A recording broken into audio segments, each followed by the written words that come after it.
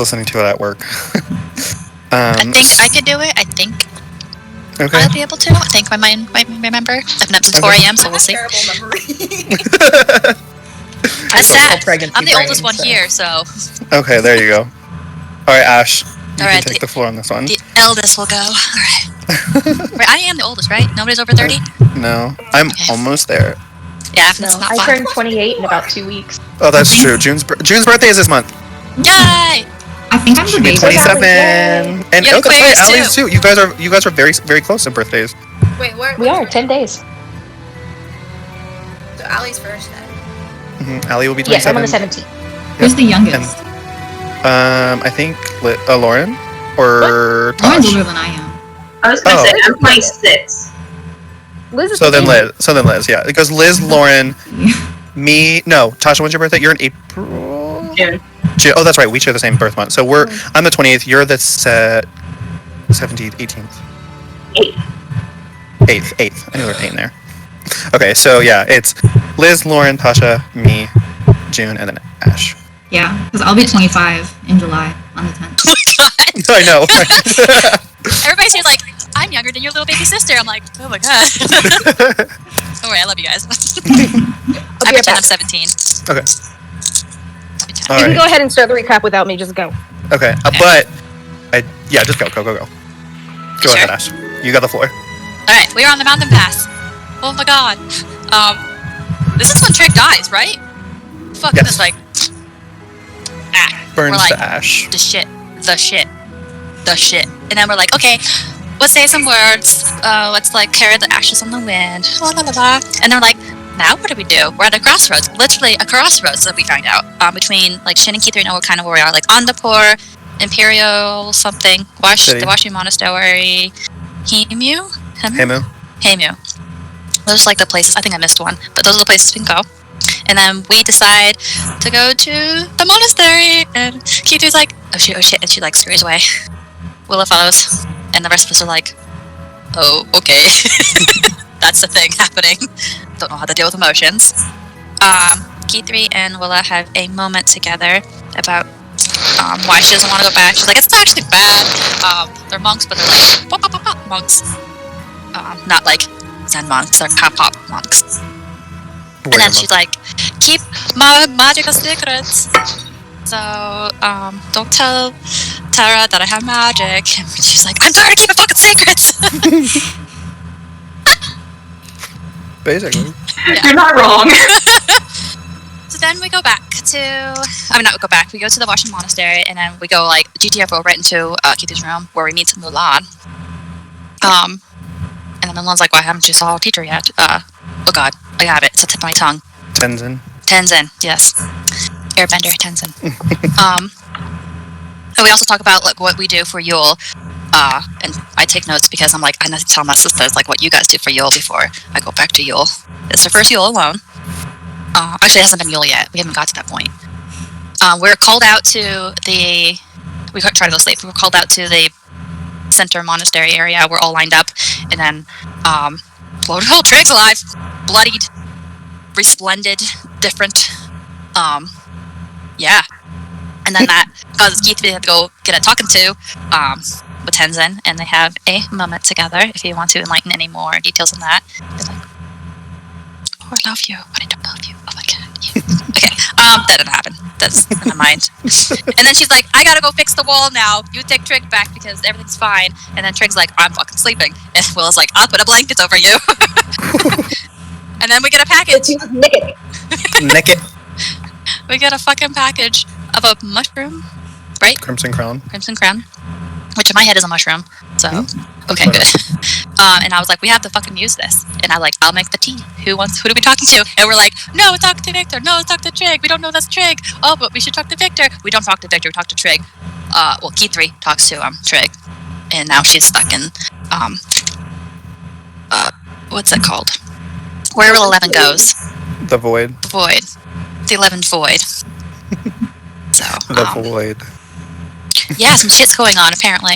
Yeah, for the most part, that's a good recap. So that was good. That's not reading my notes, so... Hey, no, you're fine. Yeah, that was good. Okay.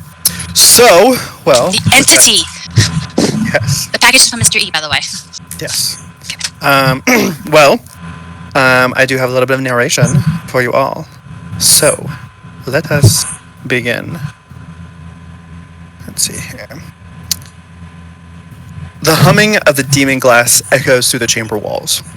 Giant emerald green shards jut up from the floor, reaching high into the domed ceiling, and a large glittering chandelier hangs from the center. Xavier stands at the large circular glass window that overlooks the city of emeralds, Ozendor. He's deep in thought, plotting. Overlooking Ozendor, his city, is his throne room. It's a long hall with banners hung on the walls and torches lighting the path. It's fit for a villain, such as himself. 2 drow guards in black armor stand on either side of the throne, almost statue-like. He heads over to a table when a sound interrupts him. From the end of the hall, large marble doors open and a group of 3 enters. My lord, it's almost ready, a female elf says. She seems to be the head of this group. She's wearing armor that complements Xavier, but is nowhere near the grandiose suit that he wears. Good, he responds in a low tone. And the prisoners? Locked up in the dungeon as you requested. But I should warn you. She is cut off by Xavier, raising his hand. Deal with it. She bows her head low. Yes, my lord. And the 3 drow back out of the hall with a loud thud. Close. Xavier goes over to the table once more and peers down onto a large black tome. Fetch me the witch. I want a word with him. Which one, sire? King Lorvis sent over a few last week. The one who calls himself Lady A. One of the guards bows and leaves the room, heading off to the door to the left. That is where that ends. Ooh, spooky, spooky, right? Yeah. But Tasha, yeah? Oh no! So, let's get back to, not that. Okay. So, I have a little bit of a story to tell. Let me pull this up. Let's see. Once upon a time, in a faraway land, was the Weishu Monastery, guarded by the Imperial Army. Master Tenzin runs it with a firm grip. A little halfling named Kithri fell into his care after difficult circumstances, and after a while, she became one of the best warriors he had ever seen. Though under the Emperor's orders, no female was able to join the Imperial Army, so her training was solely with him. She was made fun of by the others, believing that a woman, let alone a halfling, was able to be as tough as them. On a cold night, Kithri left the monastery in search of other ways of training, and not only broke Tenzin's heart, but hers as well. It was not a happy departure. After 2 years, she returned to the monastery with her friends and faced Tenzin once more. But under the unfortunate circumstance, she left him again. It's been 3 weeks since Kithri never awoke from her sleep. After the first hour, you all started to get a little worried, as it shouldn't have taken this long for her to wake. Sarah was the first to mention this. Eventually, you all decided to take Kithri's comatose corpse to Tenzin, terrified of what he might say or do. Without any word, he flung everything off of his desk and prepared the pillows from his tea room to lie her on his desk comfortably. Explaining the events that happened and led up to Kithri's state, he paced back and forth in front of his window. It started to snow. Tenzin looked more like a concerned father than a master of a monastery in that very moment. He put his thumb to his forefinger on his chin and hummed, not saying a single word. A few minutes passed before he uttered lowly, "Fool." Tenzin gave each of you a room, allowing you to rest up, and stay at the monastery until Kithri was back into the land of the living. Back in Kithri's room, you all had a chance to talk. Over the next 2 days, the entirety of the monastery stopped its training and normal duties and turned into a ward to keep Kithri safe and figure out a way to wake her up. Mulan spent most of her days with Li Sheng and let you all know that if they needed to talk, she was there. On day 5, 2 people arrived at the monastery, Jupiter and Hemlock. They had been attacked by a giant ape, but didn't stop running. They got split up from Jane and came across a monastery in search of help. Thankfully, there was no sign of the ape giving chase, but they were very happy to see her. In the common room is where you got a chance to catch up with them. You explained to them about Kithri taking the Crimson Crown's tea, and Hemlock and Jupiter both look very, very sad. As Hemlock explained, the Crimson Crown only works for those who have left the material plane and their bodies. Undead creatures such as vampires with an ounce of humanity left still within them cannot be contacted, and anyone who drinks the tea is locked in a limbo. Jupiter calls this limbo the void. She explains that the subconscious of someone enters this space, it's up to them to return their own body. Some people it's easier to do, some never return. And if they don't return, their soul turns into a fiend and their body becomes a husk before rotting away. Day 9 came around and Hemlock and Jupiter left the monastery to check on Jane. Days 11 and 12 went by rather slow and ended with you taking a dip in the hot springs that Mulan had shown you. It was interrupted by Li Shang, who almost caught Mulan out of uniform. He came to tell them that Key 3 managed to utter one word: Victor. He asked if that was someone you all knew, but you answered in a solemn silence. He nodded his head, understanding, before heading back towards the monastery. On day 13, Tenzin called upon the Temple of Yuna in the Imperial City to send a healer, as all his other methods of trying to bring her back failed. You all felt defeated, wanting to do more for your friend. On day 20, 2 healers from the Imperial City arrived. One was a rather severe-looking woman with her hair tied back, tight, and Yuna symbol on her robes. Trig did not like the symbol. The other was an elvish woman. Nothing particularly made her stand out. She didn't even have a proper introduction, as the other woman shut everyone out of the office and began to work on Key 3. All she said to you was prepare yourselves. The next day and a half, light magic flashed behind Tenzin's door and puffs of smoke drifted out. Tenzin sat there, not eating, sleeping, only waiting for Key 3 to wake. Let's see. Finally, on day 29, the woman from the temple summoned you all into Tenzin's office and handed you a warm vial. You looked around the room and saw that there are little mats with pillows on them. The other elves stood there, timidly, looking at you all. I've managed to bring Key 3 to the surface, but she needs help getting out. This is where you all come in. You will all lie down and drink the vial, and you must drink every drop, all at once. Your subconscious will leave you, and you will join Key 3 in a void. What stops you all getting lost is Mira here. She will be your tether. She won't be able to help you once you're in there, though, as she will be in astral form. Your weapons will not follow you in. But once you have Key 3, I will pull you back out with the help of Mira. Any questions? You can take a moment to kind of adjust everything, ask questions. If anything that you wanted to be like, hey, on day 12, I had to spend that training, or this entire time I was studying my books, preparing my spells, doing any of that. We will kind of pause right there where she asks any questions. And if you guys wanted to talk about what you kind of did during this past 3 weeks, this is your chance opportunity. Still no sign of Elliot? No, Elliot has not come to the monastery. I think Sarah would probably have tried her own like herb stuff too, like some nature, not healing, but like stuff she's learned from like her sisters or her mother. Sure. Or from other people of her kind. Absolutely. And probably like talk to her patron for once. To ask. Okay, trying to spend a moment to herself trying to contact her patron. What did she want to? What did she want to? No idea. Just like, hey, what's up? Long time no talk. I haven't seen you in a year. Okay, that works. So how did you prepare to talk to your patron? She would probably have made a fairy, like a fairy circle, like mushrooms. Mm-hmm. And sat in the middle as the portal would go, and she would probably like do her like ritual like dance and then like calm down and like offer some natural resource to talk to her. Okay. So we'll say that you spend a moment trying to meditate and call upon your patron. A faint whisper in your ears and of the beyond answers your call, and her response is, "Yes, my child. What do you need?" I come seeking guidance for a friend who might be caught somewhere. Can you see in other planes one that's called a void? A void?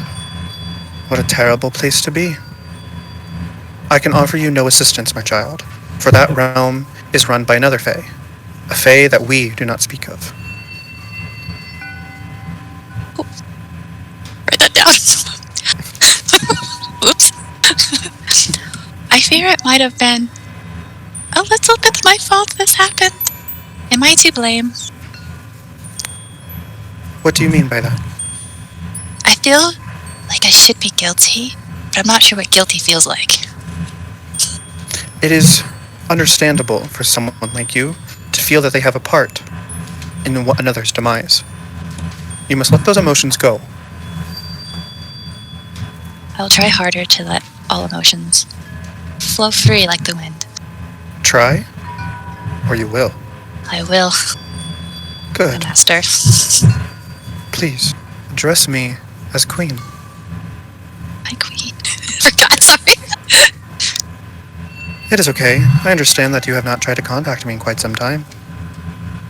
It's been weird. There's places without magic, and then it's banned. I've never seen such places before. And I kind of want to stop this. The laws of mankind are fickle. We can meddle in some, but you, of all people, know that the affairs of man are far less poignant than the laws of the Fae. We embrace magic. They fear it. Use this as your key. That's ever wise advice, my queen. Of course. And remember, let your heart be your guiding key. Stay safe, Seraphina, and blessed be. Blessed be my queen, and she'll bow. Her voice fades from your mind.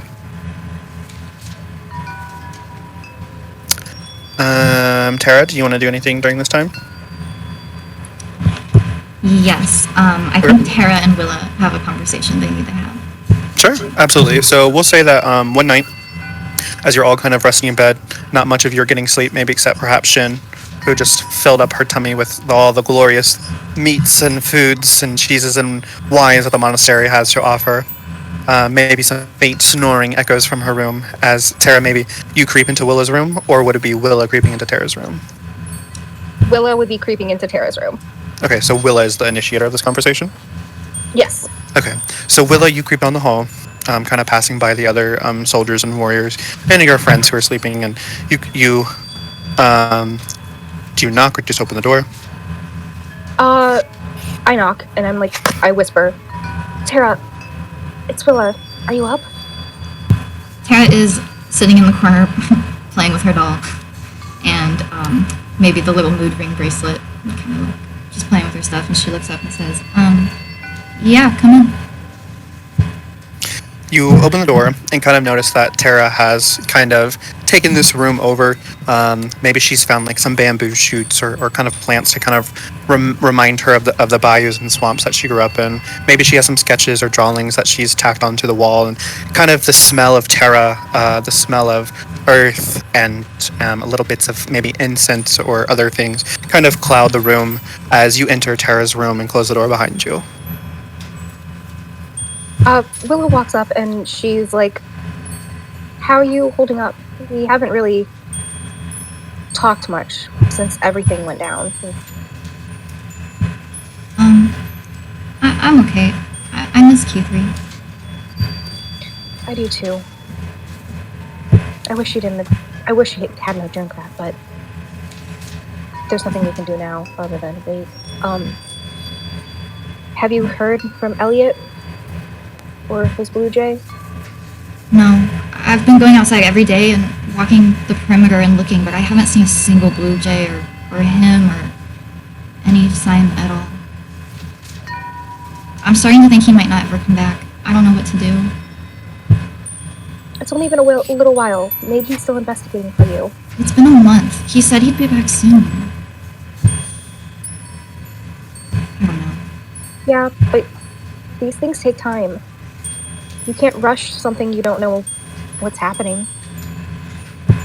And it was only a guess that your magic was there. I wish I never threw that stupid birth certificate away. I hate that I did that. I don't know what to do.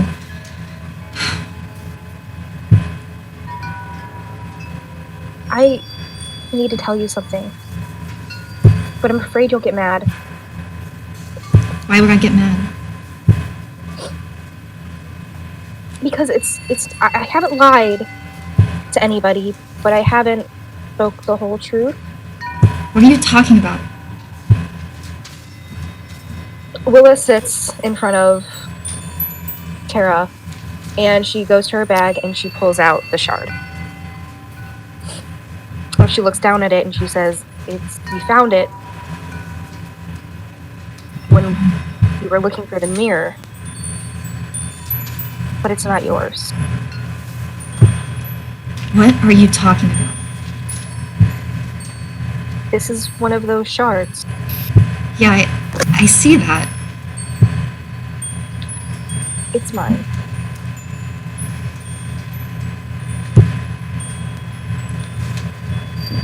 What are you talking about? Why didn't you tell me?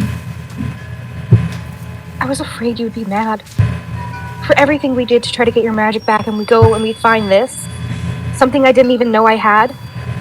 I thought you would be mad at me for having something that you were looking for, and I was afraid, Tara. You don't need to be afraid of me, okay? I'm not mad. It's fine. It's good. It's great. It's fine, Willa. It's great. But I just needed to be honest with you, and I hope you understand why I didn't tell you right away. Yeah, I understand. I see the way you look at me. Like what? You know, there's a lot I don't know about the world, but I'm not stupid, Willa. I know what you think. I see the way you look at me. I know you're scared of me. Yeah, because you're my friend. And I'm scared of what you could say or break up this band of merry folk. Well, I'm not gonna do that, okay? I need you guys. I'm not gonna get mad, okay? I'm not gonna break up the group or... She looks close to crying. Just... It's fine, okay? It's fine. Whatever. Are you really gonna accept this? You're gonna take the magic for yourself? It's my magic. I don't know how, why, what happened. I don't ever remember having it. But this is mine. It has my name on it. Do you know what kind of magic it is? No, I have no idea. I grew up believing not having anything. That's why I took to being a ranger. That's why who I am. But what you said before, how we're all scared of you. We're not scared of you, as Tara. We're afraid of what kind of magic you have left. Can I ask you a question? Sure. When we were in that school and we went in those rooms, did you see anything weird? Did you talk to anybody in there? You mean when we had to, talk to ourselves? Yeah. Do you think that was real, or was it just like a vision? I feel like it was our self-conscious turning on us. That little voice in the back of your head was coming out for some magical means of basically trying to get you to say what you've been ignoring of saying. So, if one of us were to have promised something, do you think we would have to keep that promise? It would be a promise to yourself. So do you want to break a promise to yourself? I don't know. I guess I just have a lot on my mind. Forget it. Promise. No, just forget I said anything. Enjoy your magic, Willa. And just be careful with it. You might have to help me once I get it. I know nothing. I don't and the really... person who would be my tutor is dead. I don't really know that much about it either, believe it or not. So, I don't really see how I can help you. Well, that's what friends do, right? They help each other, even if it's just a small amount. Yeah. And they're honest. I didn't lie to you. You should have told me. I should have. But I let my emotions get in the way. I'm sorry. Okay. And she hugs her doll close and kind of looks away from Willa. I'm feeling kind of tired, so, thanks for the talk. You can go. Do you want to talk? No. Okay. Willa nods, and she puts her shard back in her bag, and she slowly walks out of the room and looks back, and... Tara, you can talk to me about what you saw, what you promised to yourself. I won't judge, and you shouldn't judge me for acting upon my emotions. I tried to keep it from you so you wouldn't get hurt, but I see that was wrong. We're not all perfect, and I'm sorry. Have a good night. And she shuts the door and walks away. Tara turns and wipes a tear off her cheek. Okay. I have one more thing. Yeah, and as much as you guys want to do. Okay, I need to craft some arrows or steal some because I'm dangerously low.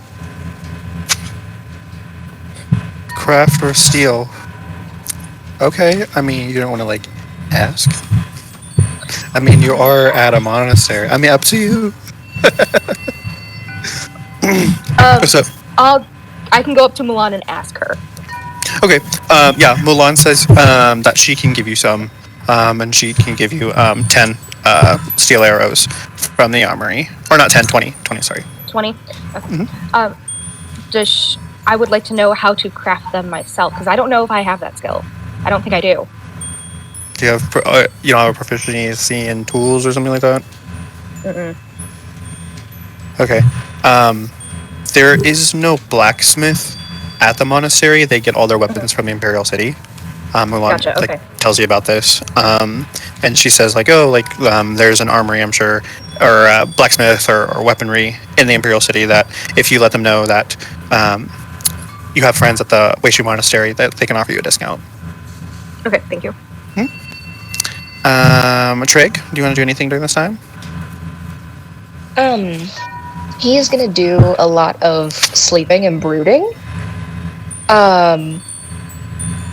He will try to get a few sparring matches in with the other monks. Sure. Just try to stay in shape. Make sure everything's working properly after combusting. Sure. And he is also going to try to contact that voice that he's deemed the goddess that he heard. Okay. Try to figure out where it came from, what's going on with it. Okay. How long would you say, would you be practicing every day, every other day, once a week? How long would Trig be training and sparring? Sparring he would try to do at least once a day. Okay. Trying to contact this voice, it would probably start out as once, it would be 1 week, he'd try once or twice. The next week he gets a little more desperate, and the third week he's trying almost daily. Okay. So with his training, you're going to get a +2 to strength proficiencies. All right. And this contact, how is he trying to contact this voice? What is he doing? And honestly, it's his version of meditating. He's not really meditating per se, but it's in his room after he has satiated what needs he can. That way his mind can be clear. He's probably already sparred for the day. It's probably after he's also bathed. Okay. And it's just literally laying there in the dark. Okay. So most of the meditation that he tries to do, maybe he gets a little antsy as time goes on, and that things are not working in his favor until one night when he's asleep, does the voice actually contact him in his dreams. The entity, the thing, appears to him in a black, wispy kind of fog.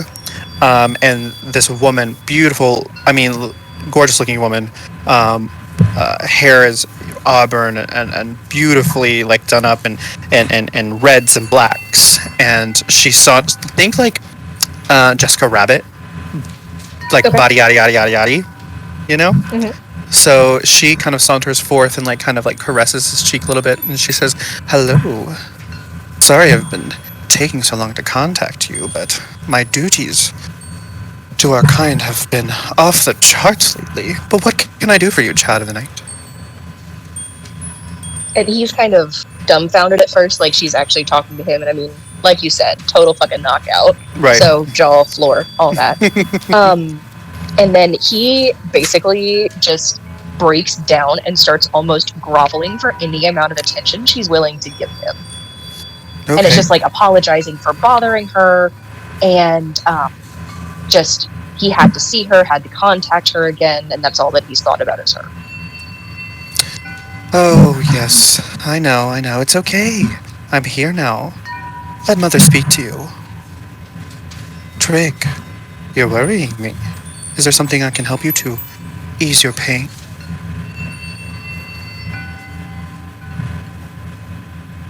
Sorry, headspace. And You're fine. You're totally fine. If you would rather roleplay this out or talk about it just between me and you, we can totally do that. Let's do that, because I'm having, I'm sorry, I haven't gotten you my You're music fine. yet, because every time I sit down to listen to it, it's too depressing, and it actually pulls me down. I understand. So, You're not totally quite fine. there right now. We'll say that they had a conversation in one of his streams. Okay, sure. Is there anything else that he wanted to do? Nope, that about sums it up. Cool. All right, and then a lovely Miss Shen.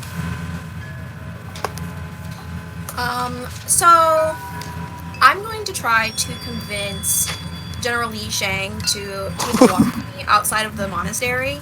Like almost like in the perimeter, but like definitely outside the Sure. boundaries of the monastery, you know. Where, Okay. You know. Yeah. So I got you on this. So you've started to kind of like hang out with Li Shang, and Mulan, kind of develop that relationship between the three of you guys, and kind of are broing out a little bit, just kind of getting to know each other. And you learn about Li Shang's rounds that he does. So you brought up like, hey, like maybe one of your rounds, do you mind if I join you? And Li Shang's like, absolutely. Like, you know, it is nice to have some type of company while walking the monastery, but he's still on duty, so he still kind of has to be a little bit like, you know. So we'll say, one evening after dinner, your bellies are full, you guys head out of the monastery and kind of take a trail that goes around the perimeter and just kind of through the mountains and stuff. So Li Shang, he looks over at you and he says, so, what's on your mind? Well, I mean, you know that within the monastery, us women can't necessarily train there. Unfortunately. But, I've always wanted to see if I could hold my own against you. Frankly, I think you would be a really good challenger. Okay. I take you up on that. So, why would you like to try out a round right now? I mean, we're not in the monastery after all, and so you can fight a woman, right? Yeah, I guess I could. Or, I offer you a different challenge. Something that we do here at the monastery to train our endurance. What we do is we take 2 pails of water from the well, and we bring it to the top of the mountain, and hold your arms out. If you can make it to the top of the mountain, I'd gladly accept your offer on a little sparring match. But we'll see if you can keep up. 2 pails of water? Of course I can do that. Easy. You say that now. Alright. So, you guys kind of like head off the trail a little bit to a well where there's buckets of wooden buckets that he fills up with water, and he sets it 2 on the ground with you. And then he's like, all right, you can't spill any drop. Any drop that falls over, you have to come back to the well, refill, and start all over again. Are you ready? Am I? Of course I am. Are you ready, though? We'll see. 3, 2, 1. All right, go ahead and roll a strength check for me.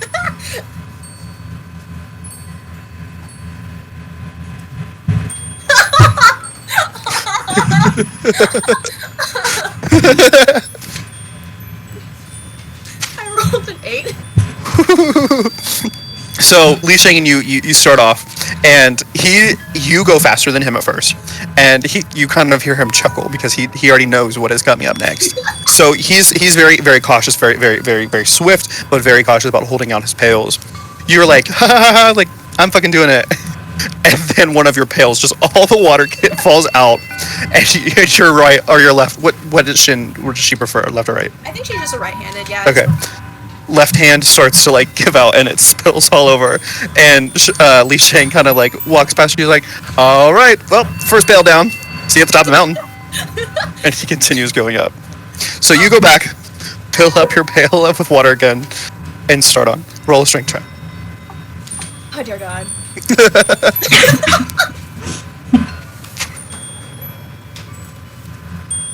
can't. Oh no. I rolled a 10. Okay, so it's a little harder now. Your arms are starting to get a little tired.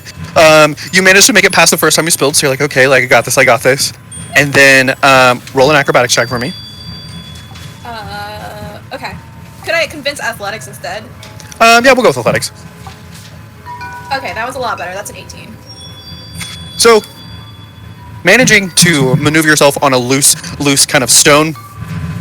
You see Shang, he's up the path a little bit more ahead of you, and he can now kind of see you as the path kind of like zigzags a little bit like this, and he sees you like very elegantly miss or like get over that little tricky step, and you're like, oh, see, like I got this, before your other pail falls over again. At this point, you will suffer from exhaustion because of how heavy this is.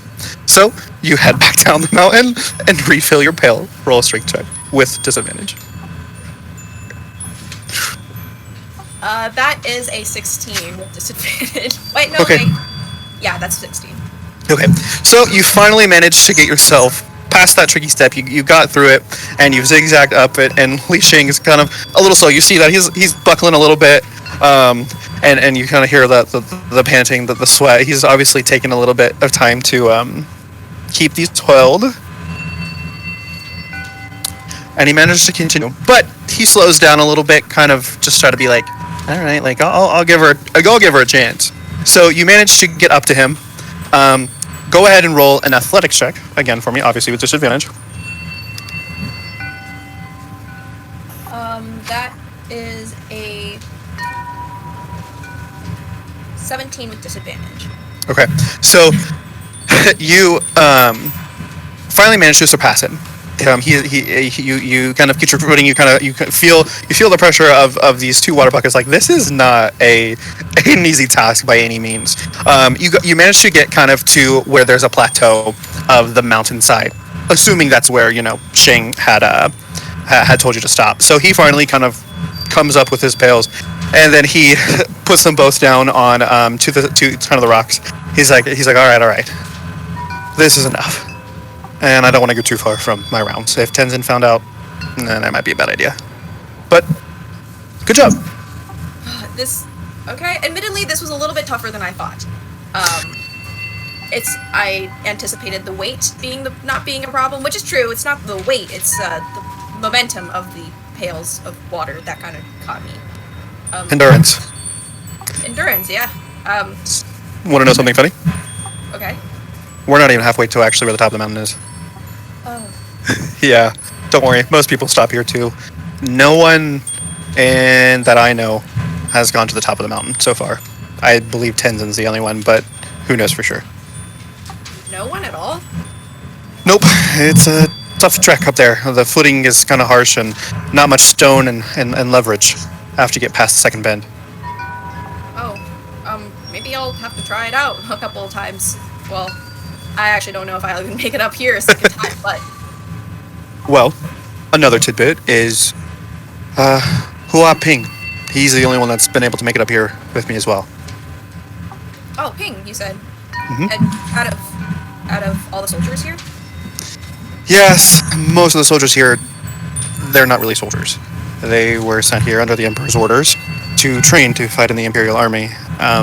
Weishu's kind of like a boot camp for wannabe soldiers. What about you? Well, it's always been in my destiny to be a soldier for the Emperor and obviously for Jian Shou. It's been in my lifeblood and my family for centuries, basically, and I hope to one day best Tenzin and become General Shang. Well, I think you're well on your way. I mean, you might have to do a couple more rounds with these pails of waters. Maybe next time double it up, do 4 instead of 2. You're valiant. You have the same strength as Ping. When I first met Ping, I didn't think much of him. He was kind of a weakling. He didn't talk much, but eventually, after some persuading, he was able to get to where my level is. But he's valiant. He's powerful. Yeah, he's pretty cool. Though, I mean, you guys seem to get along really well. Yeah, he's interesting. He's someone I want to be on my right hand. And a little bit of a dork. So he must have been showing you his ulterior sides. He's very stoic around the other men, but I can see that he's opened up around you just as much as he's opened up around me. Well, I mean, with how intense training's been here at the monastery, I mean, not that I'm participating, and Shin's trying to, like, kind of hide the fact that, like, probably she's, like, watched them, like, train and, like, left to, like, try it out on her own, you know, like, secretly, like, observing and then, like, okay, so that's what they do, and then, like, going out at night or something and, like, trying out their routines and, like, their exercises and stuff. Sure. So she's like, oh, yeah, the training's, like, tough, well, so I've seen, but, I mean, he perseveres, and I guess when you're at a place like this, you kind of need a little bit of humor to get by. Very true. It's definitely tough. A question for you. Oh, sure. Do you have someone you're fighting for back home? I guess you could say that. Yeah, fighting for, yeah, I guess you could say that. Though I wouldn't necessarily say that they would understand or even know about it, but... What's his name? Well, it was to her, but... Oh, I'm sorry. No, it's fine. She was really great. Now I guess my interests kind of lie with someone else, but I think my heart will always, or might always be with her. She was great. She was kind and loving. Kind of always wanted to get into trouble with the weirdest things. Wandered off a lot, trying to find weird mushrooms and spices and trying to discover plants and all the other herbs that was out there in the jungle. There's a lot back in Anandapur to discover. There's always something new, I think, out there. Anandapur, you say? That's not far. Yeah, I'm from Anandapur. Deeper in the jungles, kind of up towards the mountains. My village is there. Interesting. You know, this person you speak of kind of reminds me of Ping a little bit. He's not like the other men. Yeah, I think there's something special about him. You should take care of him. Will do. I would offer my life and fight for him. And, if you get the chance, you should pay a visit to Key3 with me. I could use a friend. Yeah, I'd like that. We should probably head back to finish my rounds, and then we can go visit her maybe tomorrow morning before breakfast. I think that'd be good. I usually try not to ask my party members to come with me. I know that we were all friends and close, but somehow having someone else like you kind of makes it a little easier. Maybe it's because seeing my party members' faces in such gloom like that kind of makes it hard to visit. I understand. Key3 was definitely a Spitfire, and I do miss her too. A lot of the guys used to poke fun of her a lot, and Tenzin's his mantra was always like, "I'm going to make a man out of you." But I think that saying should be different. You can make a woman out of anyone as well, as long as they're willing to try. And Key3 was always like that, stubborn, bit of a hellfire, and sometimes an ass. But she was good at what she does. So I would like to visit her with you as well. And maybe we can ask Ping. Yeah, I think that'd be really nice. And I mean, to top it off, maybe we could go grab something to eat after. Yeah. Save a bowl for Key3. Absolutely. I like where you're headed. I still owe you that sparring match, though. And he, like, kind of, picks up the pails, and he takes Shin's as well. Takes a drink of it, just kind of, like, sloshes it, because he's obviously very thirsty. And he offers the pail to her as well, like, cheers. Down, just two people cheering these, like, giant pails of water. Right, just downing them. Well, cheers. To Key3. To Key3. And then you guys finish that scene. Did you want to do that following morning, visiting Key3, or just kind of leave it up to they went as well? I'll just leave it up to do, like... That was a moment in time. That was a thing that happened. Sure, absolutely. We got Allie back. Yes, hi. Cool. Hiya, baby. Okay, I have that was a cute. quick question. Yeah, absolutely. While we're in between. So I'm gonna guess it's safe to say we've all had a long rest. Yes, you were all healthy, and yes, probably. And, Thank God. No rest. Much more importantly than that, how does my hair look? So it's definitely no longer the buzz cut. It's now the cool dyke. You know what I mean? You know what I mean. She's It's like got a little hair. kind of. Yeah, exactly. Little pixie cut, little thing going on. She's finally feeling a little bit more herself again, in that regard. And yeah. Okay. Does anyone else want to have a moment before we get to where we're at? Yes, Tasha. I do have a question involving that long rest. And feel free to text me it. I don't know what state Keyfree is in. She's fine. She's at full health as well. Okay. I didn't know if there was any other things going on with that. You're good for right now. But yeah. Okay. Right now. For right now. For right now. Okay. So, with that being said, the very stern-looking woman who has handed you all these warm vials, she says, "Okay. And do you have any questions?" What's in it? It doesn't matter. I mean, you don't have to take it, but Tenzin has requested you all to bring Keyfree back, and since you are her closest friends... You make a good point. Make sure it's not going to have adverse effects against the people who are not of human origin. Oh, I wouldn't worry about adverse effects of the potion. I'd be worried more about the adverse effects of going to the void. Yeah, I've heard it's not a great place. I'm kind of Oh, worried no, about absolutely, it's terrible. both. Yeah. What can we expect in the void? Good question. I love your curiosity. Well, due to the fact that none of us here have ever entered the void, I don't know how to answer you on that. Okay. I might know a little bit. Please, the floor is yours. Okay, it's not really important, but something of a Fey origin is there. Something that we don't speak of. Like, That's all. What?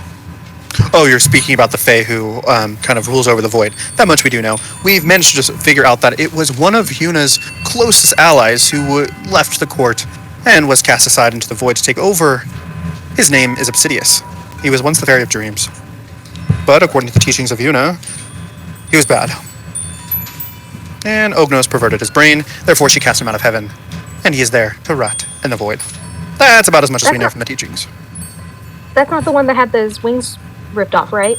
You're talking about Helena, a Fairy of Hearts. She resides in a plane similar to ours, but called the Underplane. I'm surprised you knew that. You were a follower of Union religion. Yeah, we were taught a little bit in my village, but Praise my be to father Yuna. didn't believe in it. Praise be to Yuna! Your father didn't believe in it. Oh, interesting. But my mother did. Good. Glad to know that your upbringing was at least half okay. I'm sorry? You heard what I said. Alright. Anyways, if there's no more questions, please. Alright, well, cheers. Okay. If this is Willa's the gonna only way- doink hers with shins. She's gonna doink hers. Alright, doink! Doink. Sarah's just gonna look really suspiciously around the room. I do want to say, like, after her talk with, like, her patron, she's kind of standoffish now. Like, very, like, in the woods all the time, away from everybody. Okay, So, sure. Would the other cleric notice that she's feeling a little bit off? Yes. The second cleric is going to walk over to you. oh no. She's going to whisper, and it's like, if you don't mind me saying, Your Majesty, it's entirely okay. She's maybe a little bit of a bitch, but I promise she knows what she's doing. She, like, looks at the clerk for the first time. She's like, hi. Ow. Good to know. So, I will you all take my potion now. you all drink. Yeah, okay, here we go. So you all take the drink of the warm liquid and sit down on the mats, and soon you succumb to a deep sleep. When you awake, similar to what Keith saw, a plane of ethereal blackness with a thin layer of water at the ground. You are completely surrounded in darkness. You can see each other, plain as day, as almost as if a spotlight was on each of you, illuminating yourselves. You cannot see the reflection of yourself in the water below. And all of you guys are there, including Mira, who is there with you as well. Although she's looking a little more faint, as this is her astral form, while you guys are more in a corporal form. It is eerie. It is sickening. It is dense and humid in this void. Question. Yep. Did you just steal the name Mira and not the player or the character? I just need Yeah, to... I was thinking the I same didn't thing. know that you played another character named Mira. Spelled differently. Okay. It is spelled differently. Spells with an E. Okay. Emiera. I was like, hey Tasha, Lauren played a character named Mira previously, so. But I was like... No, it's not your character, Mira. No. I know, I was confused like, when I heard that. I was like, oh my god. You guys just met your second character, by the way. In case all shit hits the fan. Yeah, okay. I was wondering the same exact thing, but I was just like letting it slide. I'm like, we'll find out. Same one. We'll find out. Eventually, she'll have like a violent outburst. It's fine. Like, how did you get this world? Like, you're not. Did Samaria take you here? What the fuck? Exactly. Okay, continue. Yes. So, the void is yours. I'm just gonna call out Key3's name. Like, I'm just gonna be like, Key3! So, when you speak, it's almost like double your own voice. And it's not an echo where it would like elongate and last. It wouldn't be like, Key3, Key3, Key3. It's literally almost like Shin, you're speaking double. Just Like slightly I have out. my own harmonizer. Kind of, yeah, kind of like a harmonizer. And it's just like very odd. And it kind of takes you a moment to digest first. Shin's like, that was weird. Well, she should be in here, right? Should we start walking? Where? It's all black. Well, Key3 must have not stayed in one place. We have to keep going. But there's nothing I can track. There's nothing. I'm kind of scared. I don't like this. Let's find Q3 and get out. Okay, yeah. We should probably stick together and move slowly, I guess. I don't know how this works, and Shin's just gonna start walking forward. Tara's gonna follow very close, kind of behind Shin. Kind of like using her as protection. I am your shield. Yes. Willa is going to come up over to Shin and like grab like the back of her like little back of her arm, but like just like the fur that she has. And Shin's gonna be like, anyone else want to latch on to the Shin train?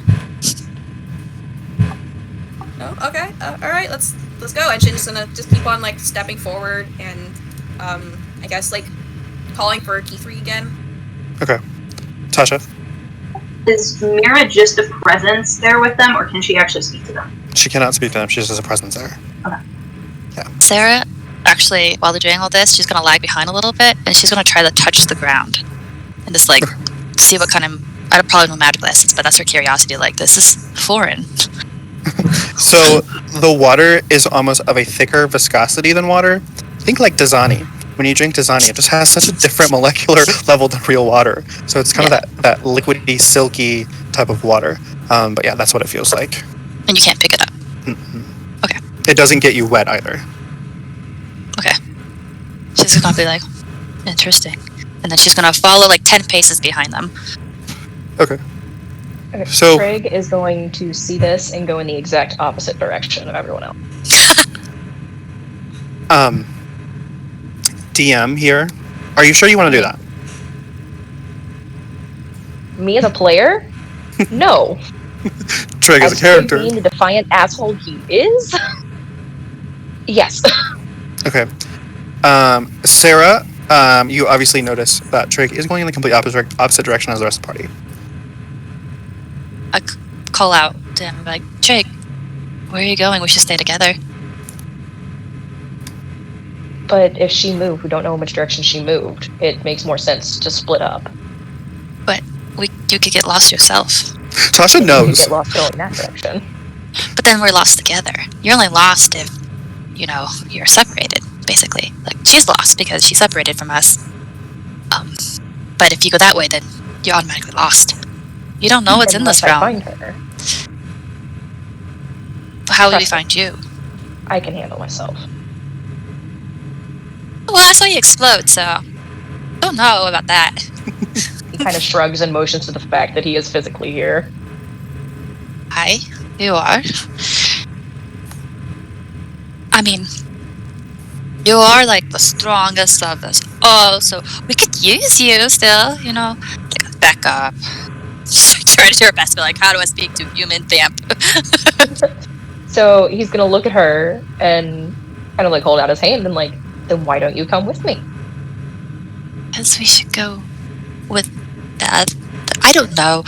You really do make a valid point. I'm just trying to keep us together. Because this darkness, this reminds me of like, the darkness.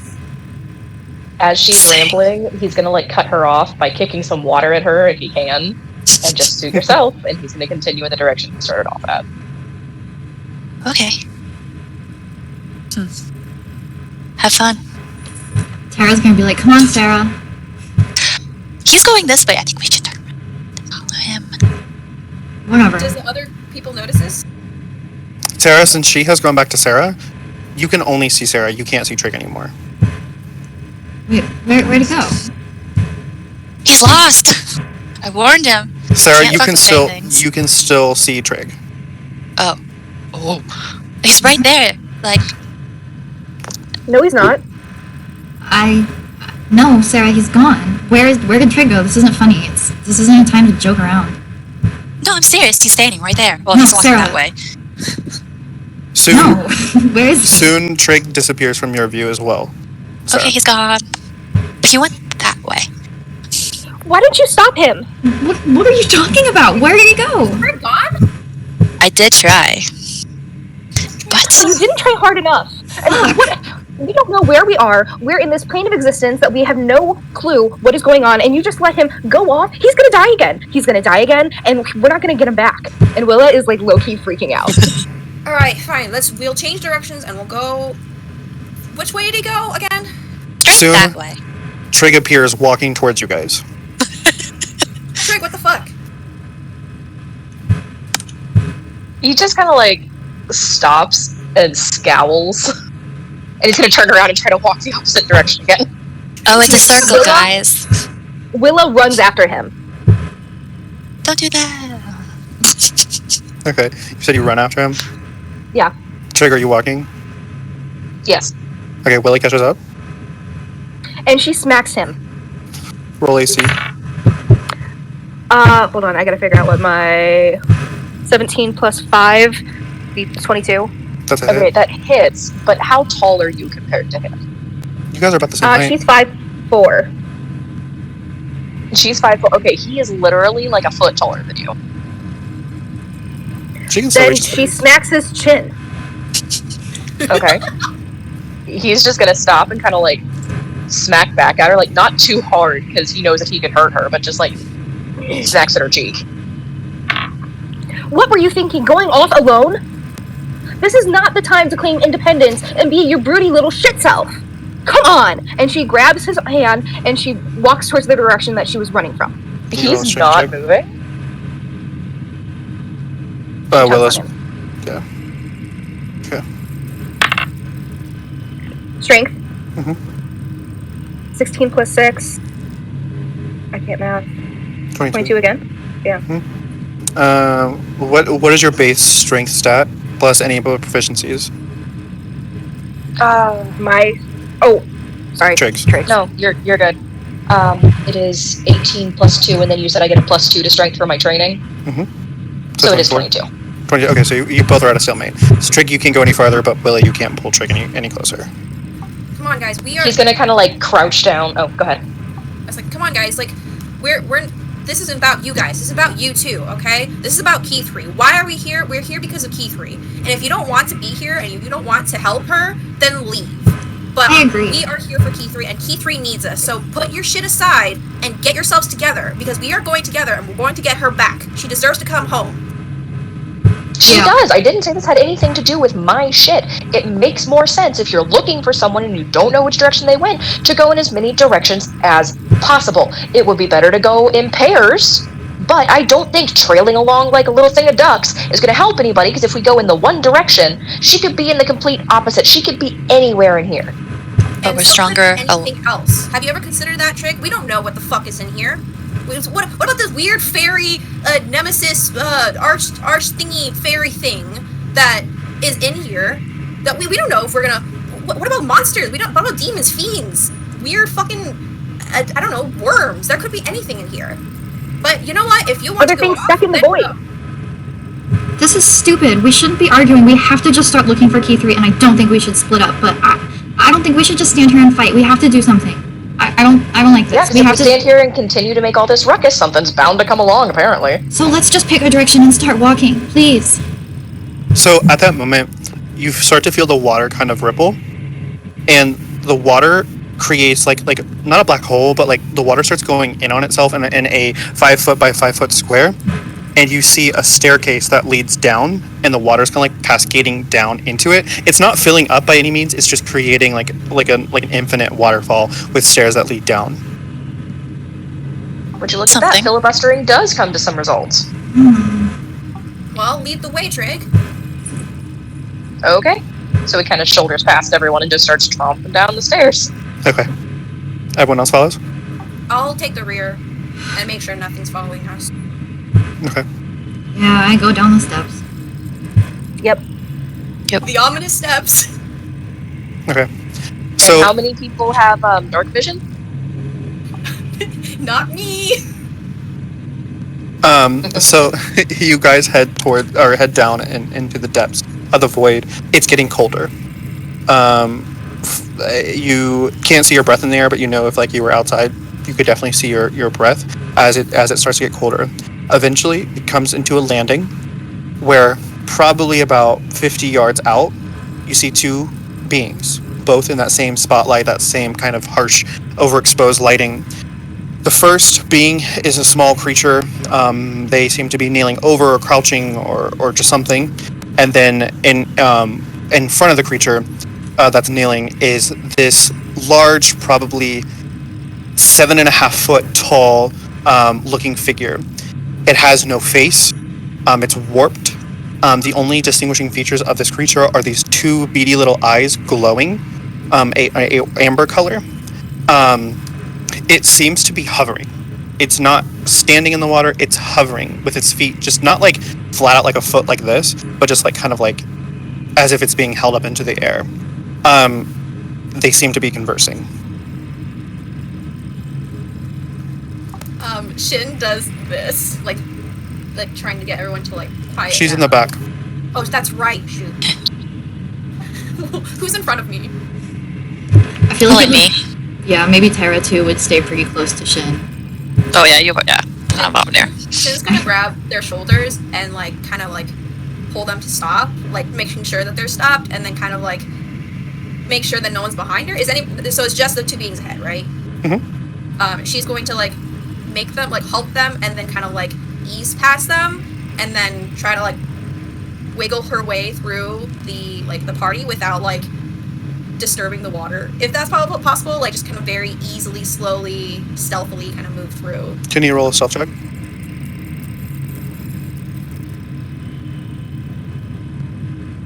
$14. Okay. So you managed to kind of creep by and do what you need to do to let them know. The two figures, they have yet to notice you, or at least the figure standing before or floating before the crouching figure hasn't said anything to you.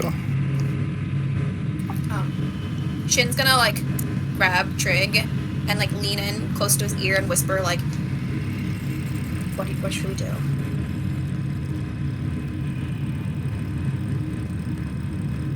Is he able to make out like any sort of features of either of those two, or is it still just too far away to tell your figures? A cool handy dandy DM guide. Your visible distance that you can see. No.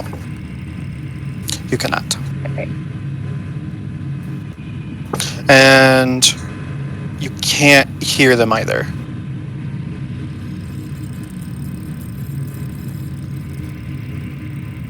Yeah.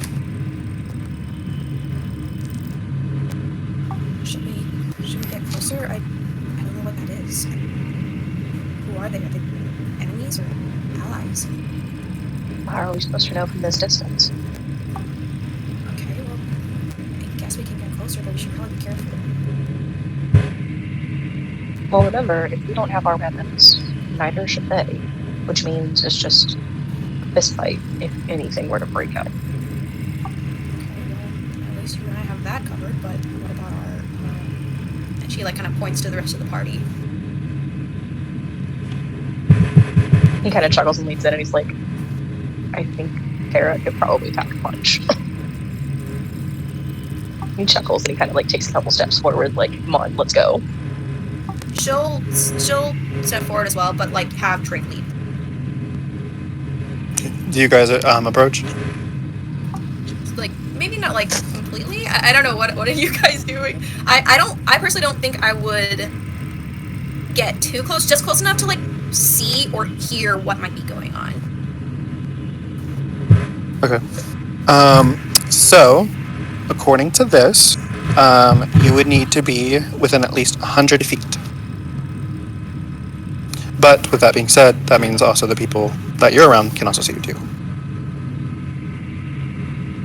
I'll, like, I guess they can't see me. I'm behind. Never mind. I'll say.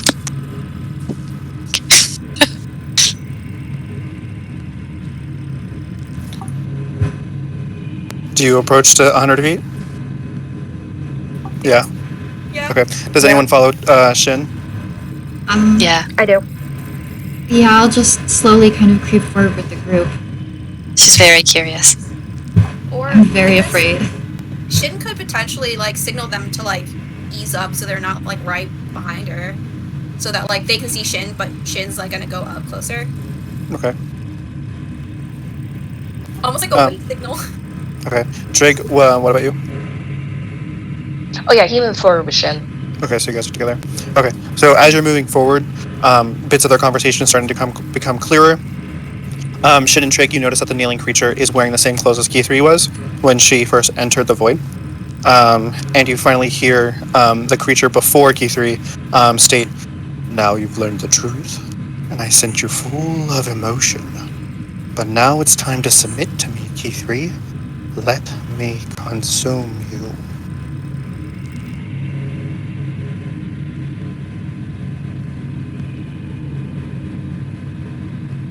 Trig's gonna kind of look at Shin with this worried look and then just bark out, just, hey! So, the creature that's before Key3 that was looking down at her looks up, and he sees Shin and Trig, and he can also see that there's other people there. He says, "Ah, my second course. You may approach." Key3, seeing him address somebody else for the first time, and she doesn't even know how long, is going to turn around, and she looks horrible. Her face is like, eyes are puffy from crying, like, she looks like she's been through the gates of hell. And she just, in the most raspiest voice you can hear, is like, "No, run!" Key3? Key3, are you okay? Obviously. She is just shaking and, like, barely, like, just face completely white at the sight of you guys here. We're gonna get you out, okay? Key3, your friends came to save you, and they all taste so good. You leave them alone. Why should I deny myself such delectable meal when they wander so close? Key3's just, like, this begging look. Please, just go, guys, go. We're not leaving without you. Yeah, we're not leaving without you. We came all this way. Shin gets closer. I don't know what you are, or who you are, but That's okay. take her back. Oh, take her back. A self-proclaimed hero. Have you come here to condemn me and vanquish the darkness? Look around. Tell me I am wrong. We've only come here for Key3. And if you'll... We're not here for you. I don't care about you. I just want my friend back, okay? But I care so deeply about you, Shin. How the fuck did you know my name? I'm Obsidious. I know all. When you go to bed at night, you dream. And your dreams become nightmares. And I can get into your head. I know everything I need to know about you. She's gonna like panic a little bit and then look to Trig.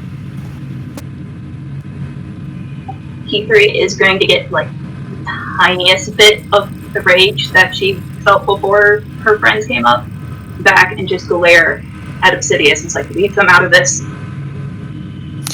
Keythree, you and I know I can't.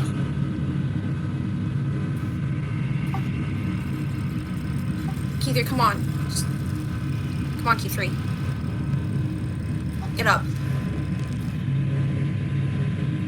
Keythree's gonna try, can she? Try what?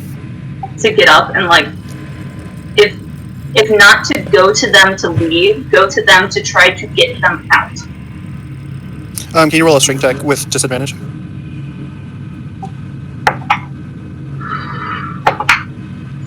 Nope, that's a 2. Yeah, no, she does not get up.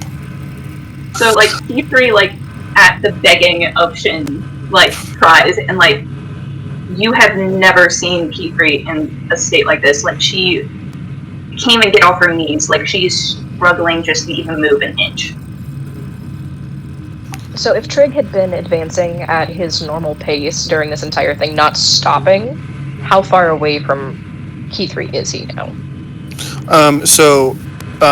You probably would have passed Shin if Shin has stopped. Shin, would you have said anything to Trig as he passes you? No, I should probably trail behind him. He's close. Okay. Literally, he's just heading to her, not paying any attention to Obsidious, doesn't fucking care. If he needs to physically carry her out of here, he will. Okay. The look of terror on Keythree's face as Trig gets closer to her is unbearable. Ah, Trig. It's been a while since I've had a vampire wander into my parts. Your taste is fine and delicate. Hey, you need consent for that shit. Your consent was walking into my front door. No, I don't remember any of that. Come on, Keythree, and he holds his hand out to her. She's gonna try to crawl away from Trig. There, little one. He's gonna It's kind okay. of drop his hand. Oh, go ahead, sorry. That's it? I just didn't know if I had to roll again. You said she tried to crawl? Yep. Like Yep. backwards. Yeah. With disadvantage, that's a 10. So you managed to kind of muster up some strength and get closer to Obsidious? Trig is gonna drop his hand and say, do you want to stay here? Did you not want to come back? All she's gonna do is look up at Obsidian. It's like, please, just stop. Oh, Keythree. I've told you this before. I can't imprison you here. Find your strength. Get out. If you can. Sarah is actually going to cross in front of Keythree without looking at Obsidian at all, like completely like avoiding him, like pretending he doesn't even exist, type of thing. And she's gonna like lock eyes with her and be like, "Don't listen to his lies. I know the Fae can't lie, but he's a different kind. He speaks twisted truths. Whatever he's shown you isn't true." Oh, Seraphina. My. You're looking ravishing. And your taste is different. Your emotions, you keep hidden. But I can get you very cold. She's just going to ignore him, and like she's gonna attempt very gently put her hands on Kite's shoulders and be like, "You have the strength of 1,000 men. I've seen it before. You can do this. Walk away. Mind over matter. Everything he's shown you these past weeks is not true. This is the darkness. You need to Keythree, seek the light." why don't you enlighten them on what I've shown you?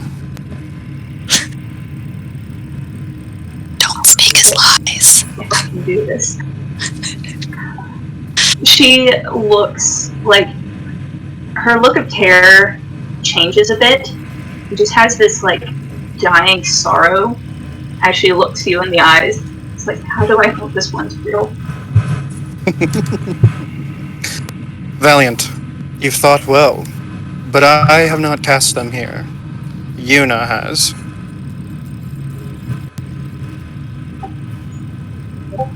What can I prove to you that I am me, if that's what's blocking you here?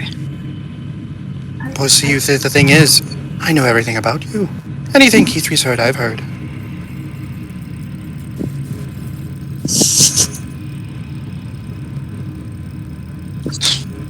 Hold it, I'm trying to get my thoughts. You're fine. I don't sense any magic, like, binding her, right? No curse. It's just her terror.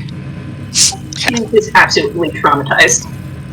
Can Shin just go and pick her up? Sure, she can try. Just gonna like. Q3's gonna have the same reaction to Shin as she had to Craig.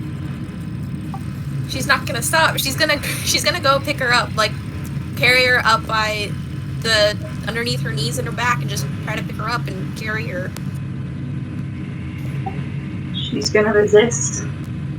Roll a strength check to try to get away with disadvantage. Well, that went from a nat 20 to a 10, so yeah. No, you're fine.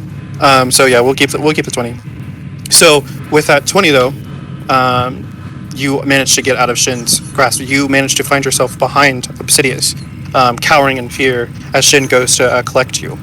Obsidius kind of like looks at you all and he laughs and he's like, "It's funny, the endeavors of humans and their will to get their friends back from such a dark place. But Shin, I have something I need to show you." Show me. No, I don't care. I don't care. Key3, listen, I don't know what's happened to you. I don't know why you've reacted this way, and I'm sorry that we didn't come sooner. I am so sorry that we didn't manage to get you until now. But please, let me bring you home. You see, Shin, this world belongs to the darkness. And I will just not give it up so easily. That's not something I can do. Defeating me will not change any of this. The sun will rise tomorrow, the poor will starve, the infected will perish, and men will continue killing other men in the names of kings and holy warriors. This is a cycle. I've seen it before. Of this, I am very certain, because that is your nature. Humans, fae, halflings. I have witnessed it for centuries. But I guess if you want her, welcome to the void. We'll see if you survive. Roll for initiative. Fuck.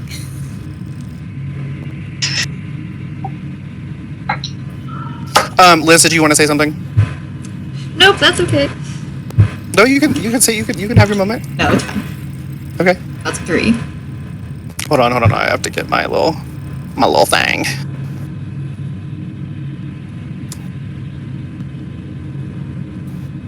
I'm so stressed. I'm so stressed. Same. I feel like I missed everything. Oh. Yeah, if you guys like, this is your chance to say anything before we can battle. I guess Tara would just kind of take a page out of Sarah's book and be like, Q3, she's right, you can't listen to him. We need you. You can do it, okay? Just don't listen to him. And Willow? My Discord completely died after Shin tried to pick up Key3, and I heard nothing after that. You didn't miss much. Key3 basically scampers behind Obsidius, and Obsidius is like basically saying like, I've seen the strengths of your kind, and you're so predictable, you're so like, that's just in your nature, I've seen it for centuries. This is the darkness's world, and Obsidius is not going to give it up so easily, so he says, welcome to the void, I hope you survive, and then roll for initiative. Key3 basically acts the exact same way with Shin as she did with Drake. Yeah. Does she want to say anything?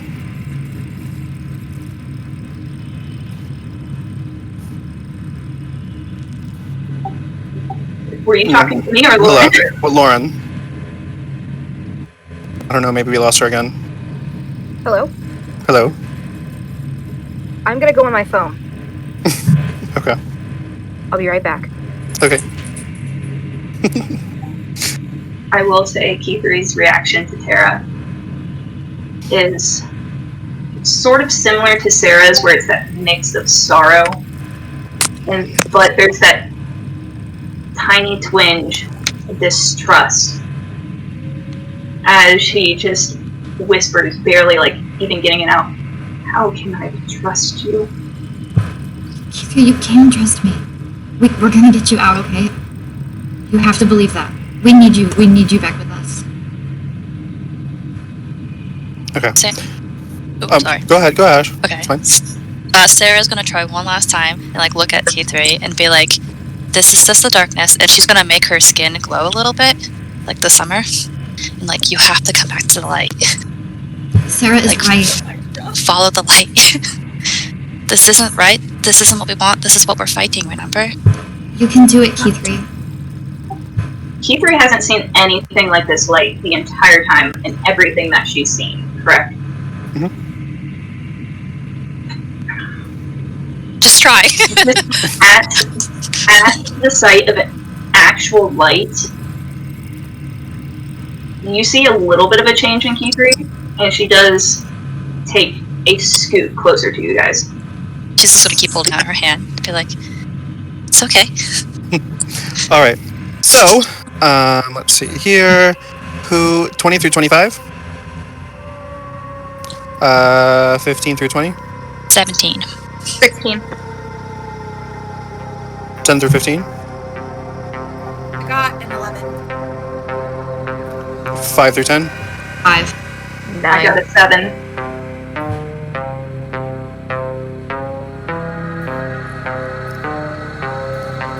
Okay.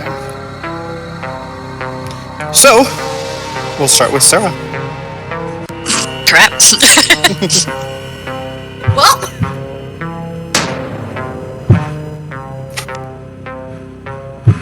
Trying to think of what I could do to him.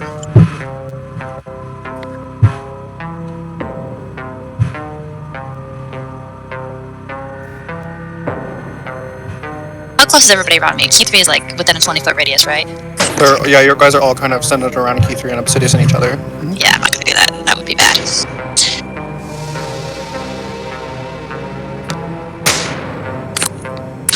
Fuck. Oh, here's a pick. Fuck.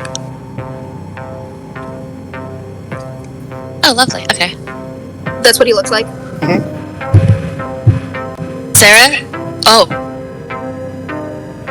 I'm just gonna, out of the whim, to see if this works. She's going to use Druidcraft on him, actually. And I can create, like, a weather effect type of thing. I'm just gonna do, like, sunshine on him. Okay. So See if that does anything. Sure. So you notice that your magic is a little different in the void, and that his counteraction is dispel magic. So magic just dissipates in front of him. Oh shit. Okay. That means that's my turn. Okay. Sarah's just gonna like sidestep and try to like keep her hand out. Like she did cast like this, but she's gonna keep her hand out, trying to like still like make eye contact with Key3. Like, come on, Key3. Yeah. So Willa's next. Willa, you like just instinctively go to reach for your bow, and you see that a void version of your bow appears along with your arrows. It's dark, it's twisted, it's mangled, it's creepy looking, but your weapon is there. Perfect. And Willa goes and she pulls for her bow. It's the same kind of stats, right? Oh, absolutely. Okay. And she rolls. I roll. 18. Not a hit. So you go to draw your bow, and as you feel it, you can feel some of your life force into this. 1d4 damage. 2. 2. Okay. Next is Shin. Okay, so Same thing as Willa. You go to like instinctively reach for your weapon. You see this great axe form. It's gnarled. It's maybe made of bone and darkness, and it feels great in your hands. I'm actually not going to draw my weapon. I am going to rage. And I'm going to use my Path of the Beast, which I haven't had a chance to use yet, actually. Sure.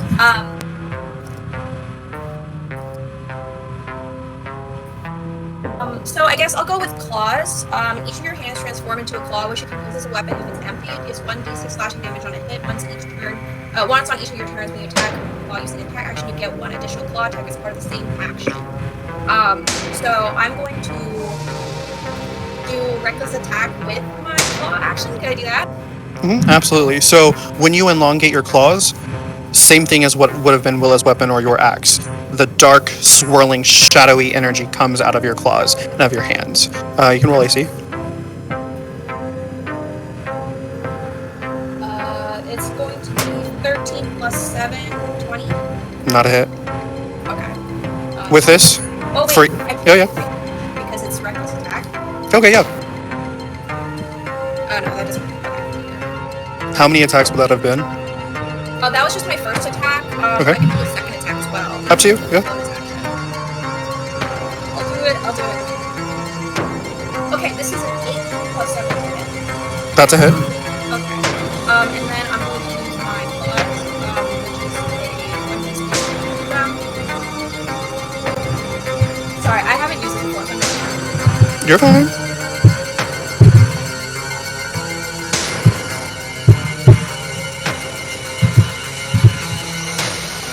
It counts as a simple melee weapon for you, and you add your strength modifier to the attack and favors rolls when you attack it as normal. Okay, never mind. So, How much damage? First one is going to be a 9. Okay. Second one is going to be an 8. Roll 2d4. 6. You'll take 6 points of damage. Got it. And that will be my turn. Okay. 2, 4, 6. Okay. Next is Trig.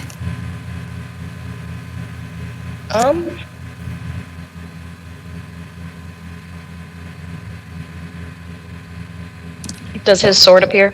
Yes, same thing. If you go to reach for your sword, the sword appears. It's dark, it's twisted, it's gnarly. It feels amazing in your hands. Okay,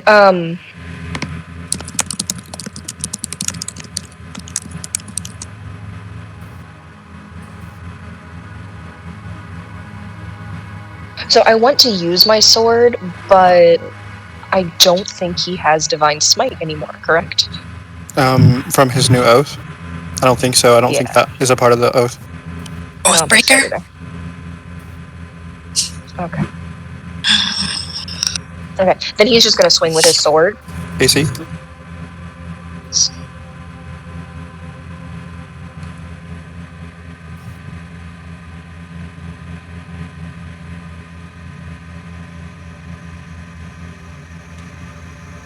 $26. That's a hit. Okay. How much damage? New one.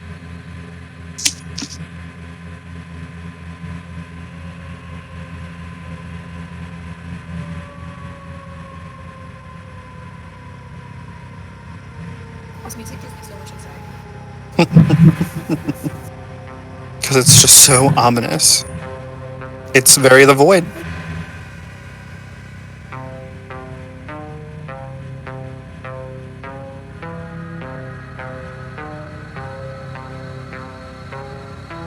Sorry.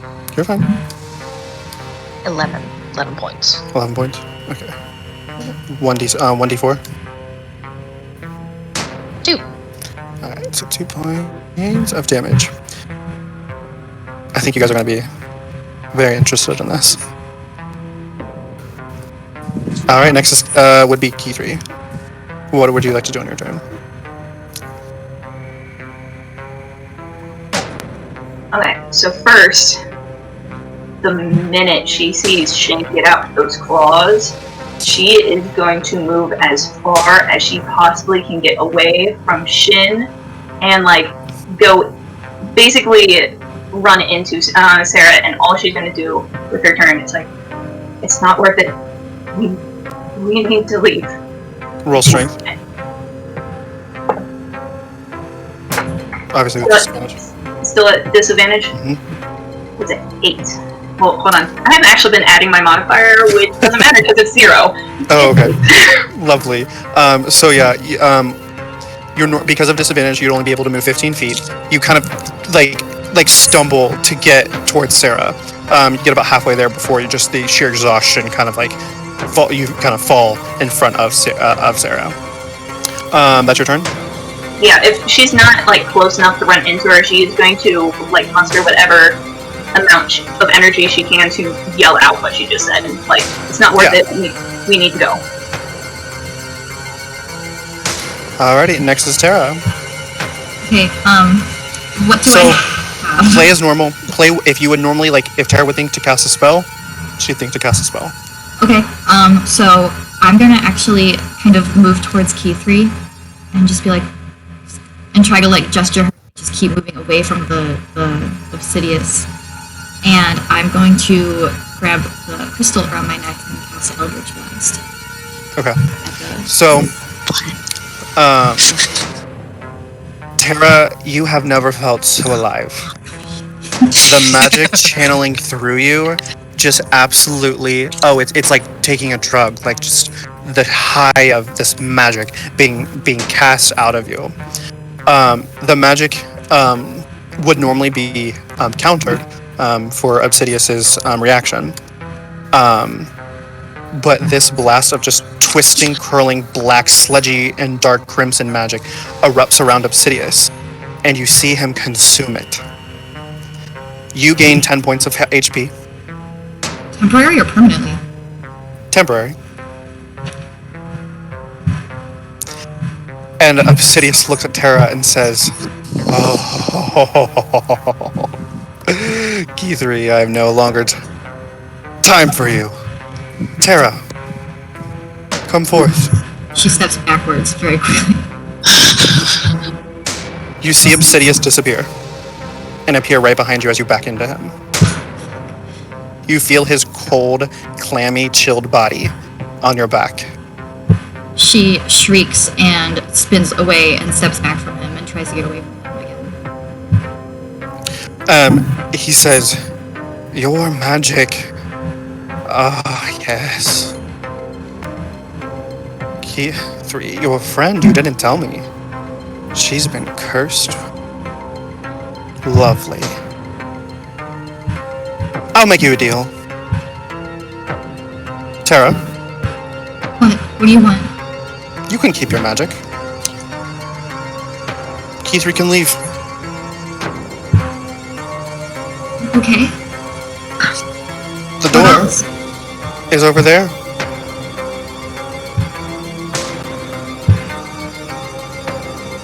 What else? This can all end, but you need to accept your darkness inside of you.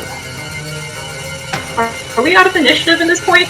Just for right now, yes. We're gonna pause initiative, just for this conversation between Tara. Everyone else, unless you want to do something, of course. I was gonna say, Key 3 is just going to scream at him. Leave her alone! Obsidius turns to you and says, "I have no more time for you, Key 3. You've come for what you've claimed." And this black flame erupts around Key 3, and her body disappears. Tara screams. What? Where is she? She's safe. Safe where? Back in your world. Oh. Let us leave. Okay, sure. And the same thing happens to Shin, Willa, Trig, and Sarah. They all erupt in a black flame, disappearing from the void, leaving Tara and Obsidius together. I'm sure you know the Fae can't lie. I've heard. And that's true. I can't lie. What if I told you that you can help me if you choose to use the cursed magic inside of you? Okay. You'd be My dream catcher. What does that mean? You have all of your abilities back.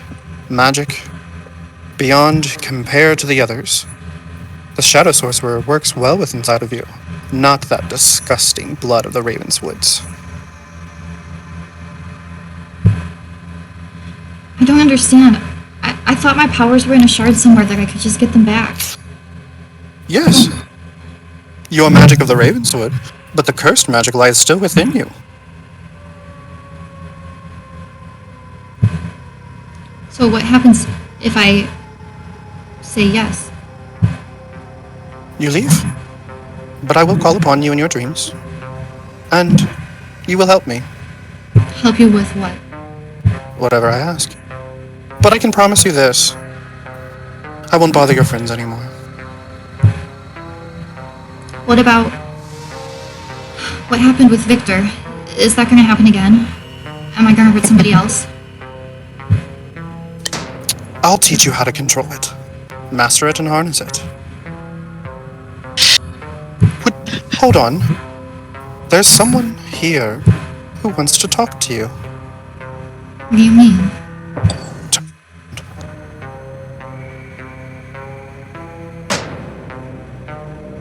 What are you talking about? Turn around. She slowly turns around. Standing on the other side is Nyx. Damn it! A tiefling, pale skin, dreadlocks, and horns that curl into themselves. She's wearing her typical black voodoo priestess garb and everything that goes into it. And her eyes glow red, and she smirks and she says, "Hello, Sherry. Miss me?" Tara's eyes are so huge, and she's so afraid that she stumbles backwards into Obsidious, trying to get away from us. She saunters towards Tara. "Oh, don't fear, my child. You are within the hands of Nyx again." No. "No, No, but this is your destiny. I don't want this. Obsidious is the one who's been cursed with your magic.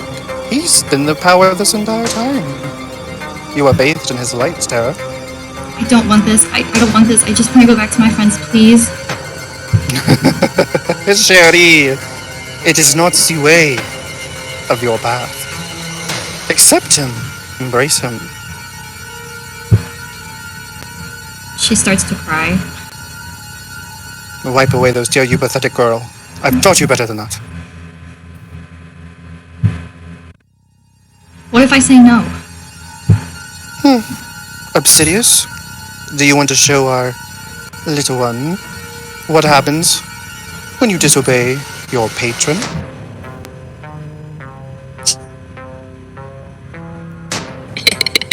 Well, I think we can, Nyx. But in due course, we'll see you again, Tara. And Just black leave us flames alone. erupt around Tara, disappearing you out of the void. And you all wake up back inside of the monastery. Tara wakes up and bursts into tears. Willa quickly gets up and she rushes over to Key 3. Is Key3 awake? Yes, well, she's more in a... She sat up, her eyes opened, but Tenzin has, is at her side. She has groggily awakened, she's not fully there yet.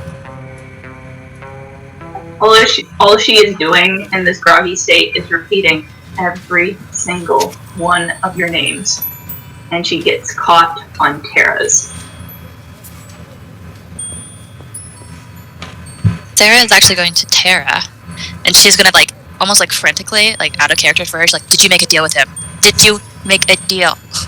Tara is crying and pale, and she's shaking, and she grabs onto Sarah's hands and says, I don't think so. I didn't want to. No blood, no contract, No blood. I don't think so. no promises. I don't think so. He didn't take anything of yours. Nyx was there. That's just a twisted lie. Don't believe anything that they said. No, she was I there. think. She was there.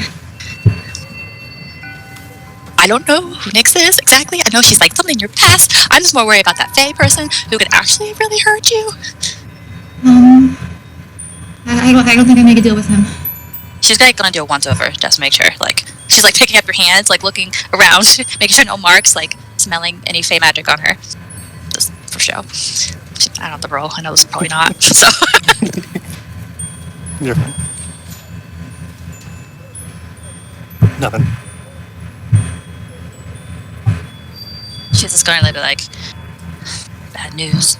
You swear nothing else happened. I don't know.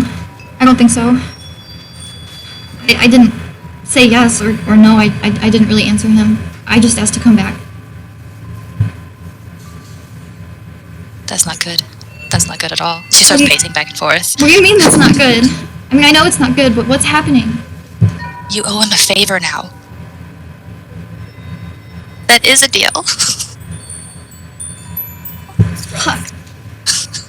That's how the Fae work. I don't know. Shit. Well, they're very tricky, so it's not your fault you didn't know. I should have warned everybody not to make any deals, not to speak to it, just ignore it. I tried, but I didn't know what to do. It's okay. We'll sort this out one way or another. Curses are meant to be broken. Okay. And we'll deal with this favor as it comes. Okay. Tara, you can feel your magic, that void in your heart when your magic was taken away from me, filled again. You feel yourself tingling in connection with a weave again. Oh boy. Oh boy. Sarah, I think I have my powers back. Oh boy. What? Cast some type of magic. What is it? What kind is it? Okay. I'm gonna cast Prestidigitation and just try to make like a little shower of magic in the air. Just like a little. Okay. It works, just as normal. It feels good to be able to cast magic back and kind of magic, kind of in a smoky ember, with flecks of fire kind of dissipate around you. And it feels so good. She kind of regains her composure and looks comforted by this. Okay. Well, that's a little plus, but that's part of the favor. That's a big favor. She's just gonna keep pacing back and forth. We need to get you to some fresh spring water, like stat, and you need to like bathe in it. Okay. I could do that. I could probably use a bath. Is that it? I mean, if you have something that's bad and negative, like fresh water helps get rid of Fae things. You know, they can't. I'm just trying the strings here. I don't know what he's going to do to you because he's like literally like the dark figure. I don't want him to do anything to me. Or any of us. I don't want this. I will say, right after that happens, K3 is going to lean over the table and just wrench her entire stomach worth of like whatever she had over the edge. Oh. Willow's gonna step away. It looks like black sludge. K3, are you okay? At this point, Tenzin is like, "Come on, we're taking K3. We're gonna take her to the infirmary. She has no place here." Shin goes with Tenzin. No. I don't know what dark perversions you all have cast upon her, but I want to be with K3 alone. Perversions? What do you mean? We went in there to help her. We're her friends. Yeah, I thought so too. And he picks her up and walks out of the room. I will say, before it's like she lets him pick her up, but before leaving, all they can hear is this very faint, "It's not their fault."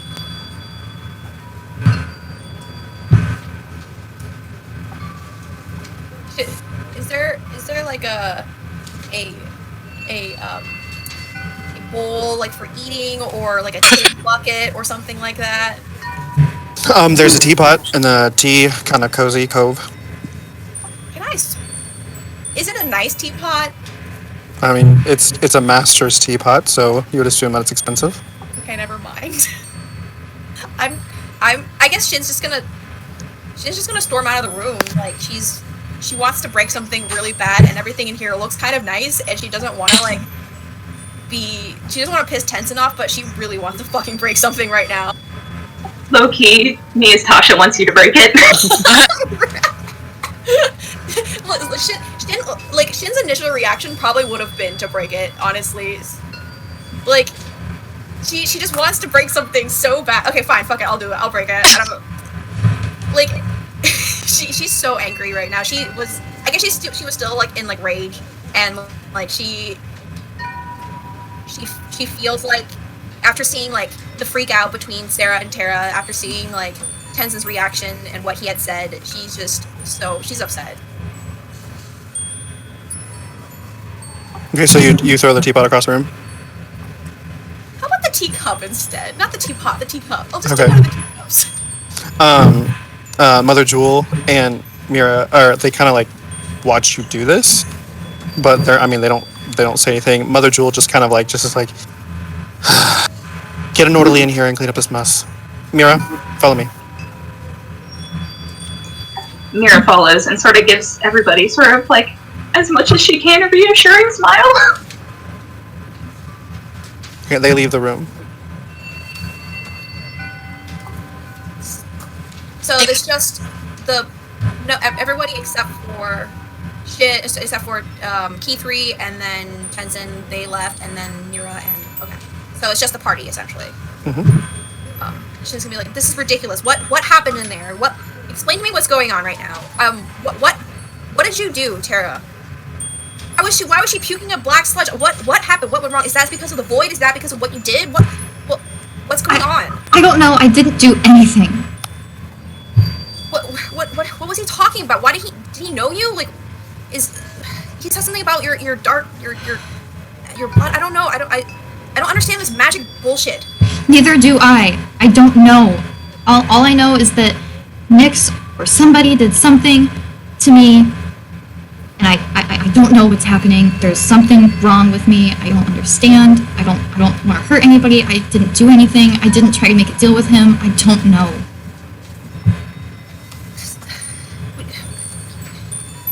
I swear to God, if Key 3 dies because of us, I don't know what I would do.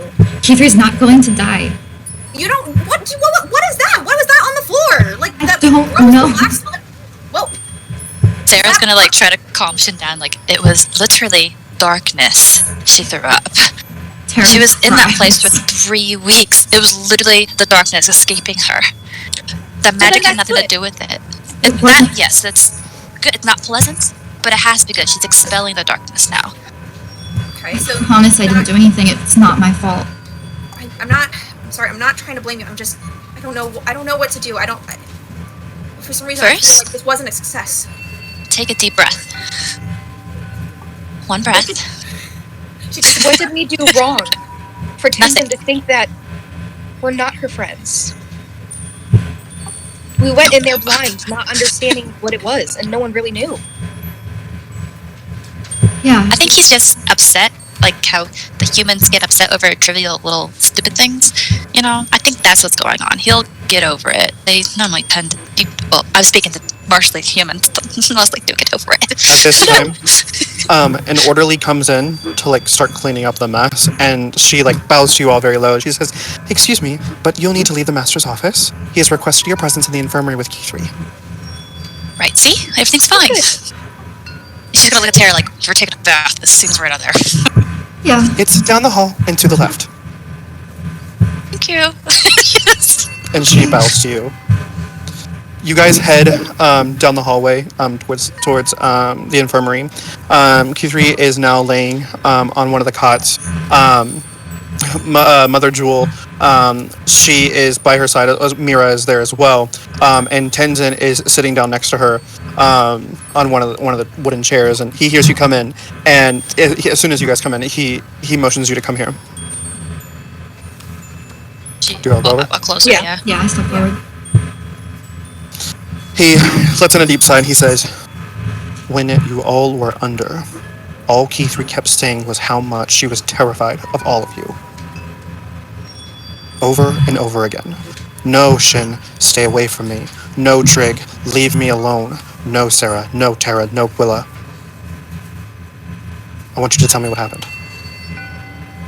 She wanted us to leave her with the Fae of Nightmares, essentially trying to sacrifice herself for us because she didn't want us to harm her. She has gone through some extreme nightmares, I can presume, from what we were dealing with down there. And he twisted the truth about probably their characters from, our own dreams, since he deals with dreams, as he said. She has just been affected by some dark magic, dark fae, just darkness. And I suggest fresh spring water to help her. Mother Jewel, fetch fresh spring water. What else? Yeah, that's probably the best thing. Probably peppermint to cheer her up, make her smell a little better, I know. But the spring water is going to be the best. She needs to bathe in it and cleanse herself of this darkness, and she needs essentially sunshine. She needs the opposite of what she's been having. And it's night, isn't it? I don't know how long we were there for. Mira, draw a bath. Tension, she was mentally tortured in there.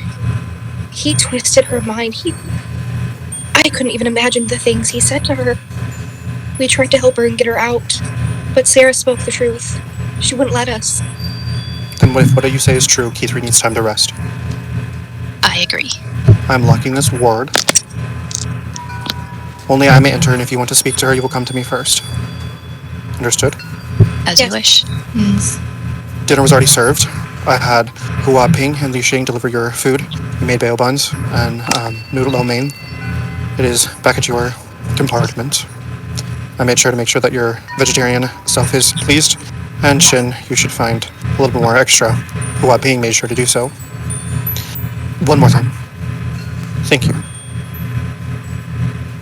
Thank you. Honor. Keith means a lot to us. Yeah, we As would do I. all risk our lives for her. That is good. That is the way of the warrior. She is lucky to have friends like you. Please take good care of her. I will do it, on my honor. But I'm afraid that Keith will not be able to join you for some time, until she rests and is completely safe. Obviously, it will be her decision if she wishes to continue joining with the party, but it is under my discretion that I think she should stay here. Should But we? I will let Keith decide when she wakes. Can I say something? I will let you have a moment alone. And he gets up and walks out of the room and shuts the door. Shin's going to. So I'm assuming Keithree's like on a bed or some sort of infirmary. Okay, she's going to sit bedside and press her forehead to Keithree's shoulder and just say, "I'm sorry." Okay. Anyone else? Hang there for a bit. Willa's gonna go to the other side, and she's gonna grab Keithree's hand, and she's gonna look over her and sigh. Keithree, I know that you're resting and sleeping, but we're here for you. We're always going to be here for you, no matter what you choose.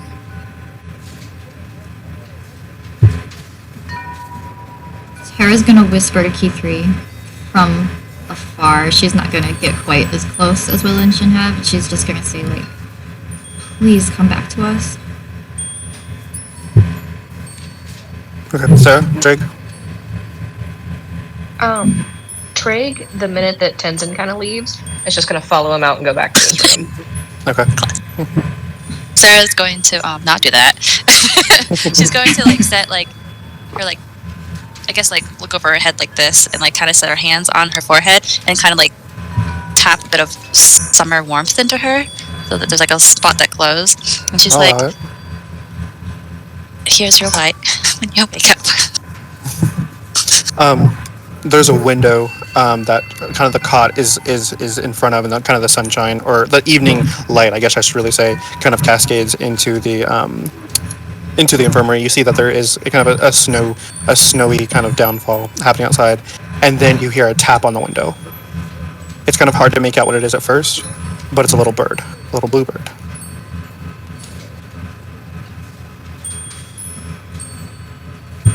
What do you do? I'm gonna walk over and check it out. You open the window? Yes. Okay. So you slide open the window. Kind of a little bit of snow kind of falls in, and you close it. The kind of the crispiness of the air kind of comes in, and the little bluebird sits quietly on Keithy's cot on the corner, and just sits there. Doesn't do anything. Just sits there. Is it a blue jay or just a blue bird? The blue jay.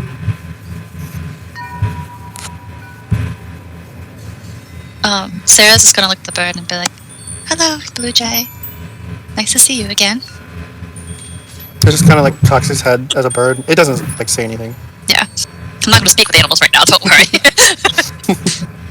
I won't use the spell slots. Can I look and see if the blue jay has like a little if it's being used as like a carrier pigeon kind of deal? No, there's nothing attached to it. Okay. Yep. Do you think it's just a regular bird, or do you think it's that kid from the school? It's some sorts of magic, so I think it's him. He's little paying his bird. respects. See, Elliot didn't forget about you, Tara. Right. Great. Probably shouldn't use his name. It's just Lauren, did you hear that? No. I said, we probably shouldn't use his name. He's just the blue jay. It's just a blue jay. But I don't think blue jays are normally around here. It has to come from him if you don't want me to say his name. I don't know.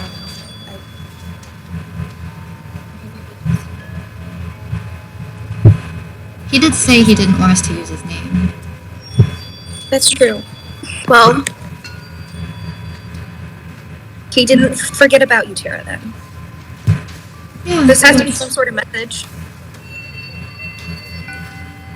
I'm gonna hold out my hand towards the bird. It doesn't move. It just stays there. Almost like a guardian for Keithy.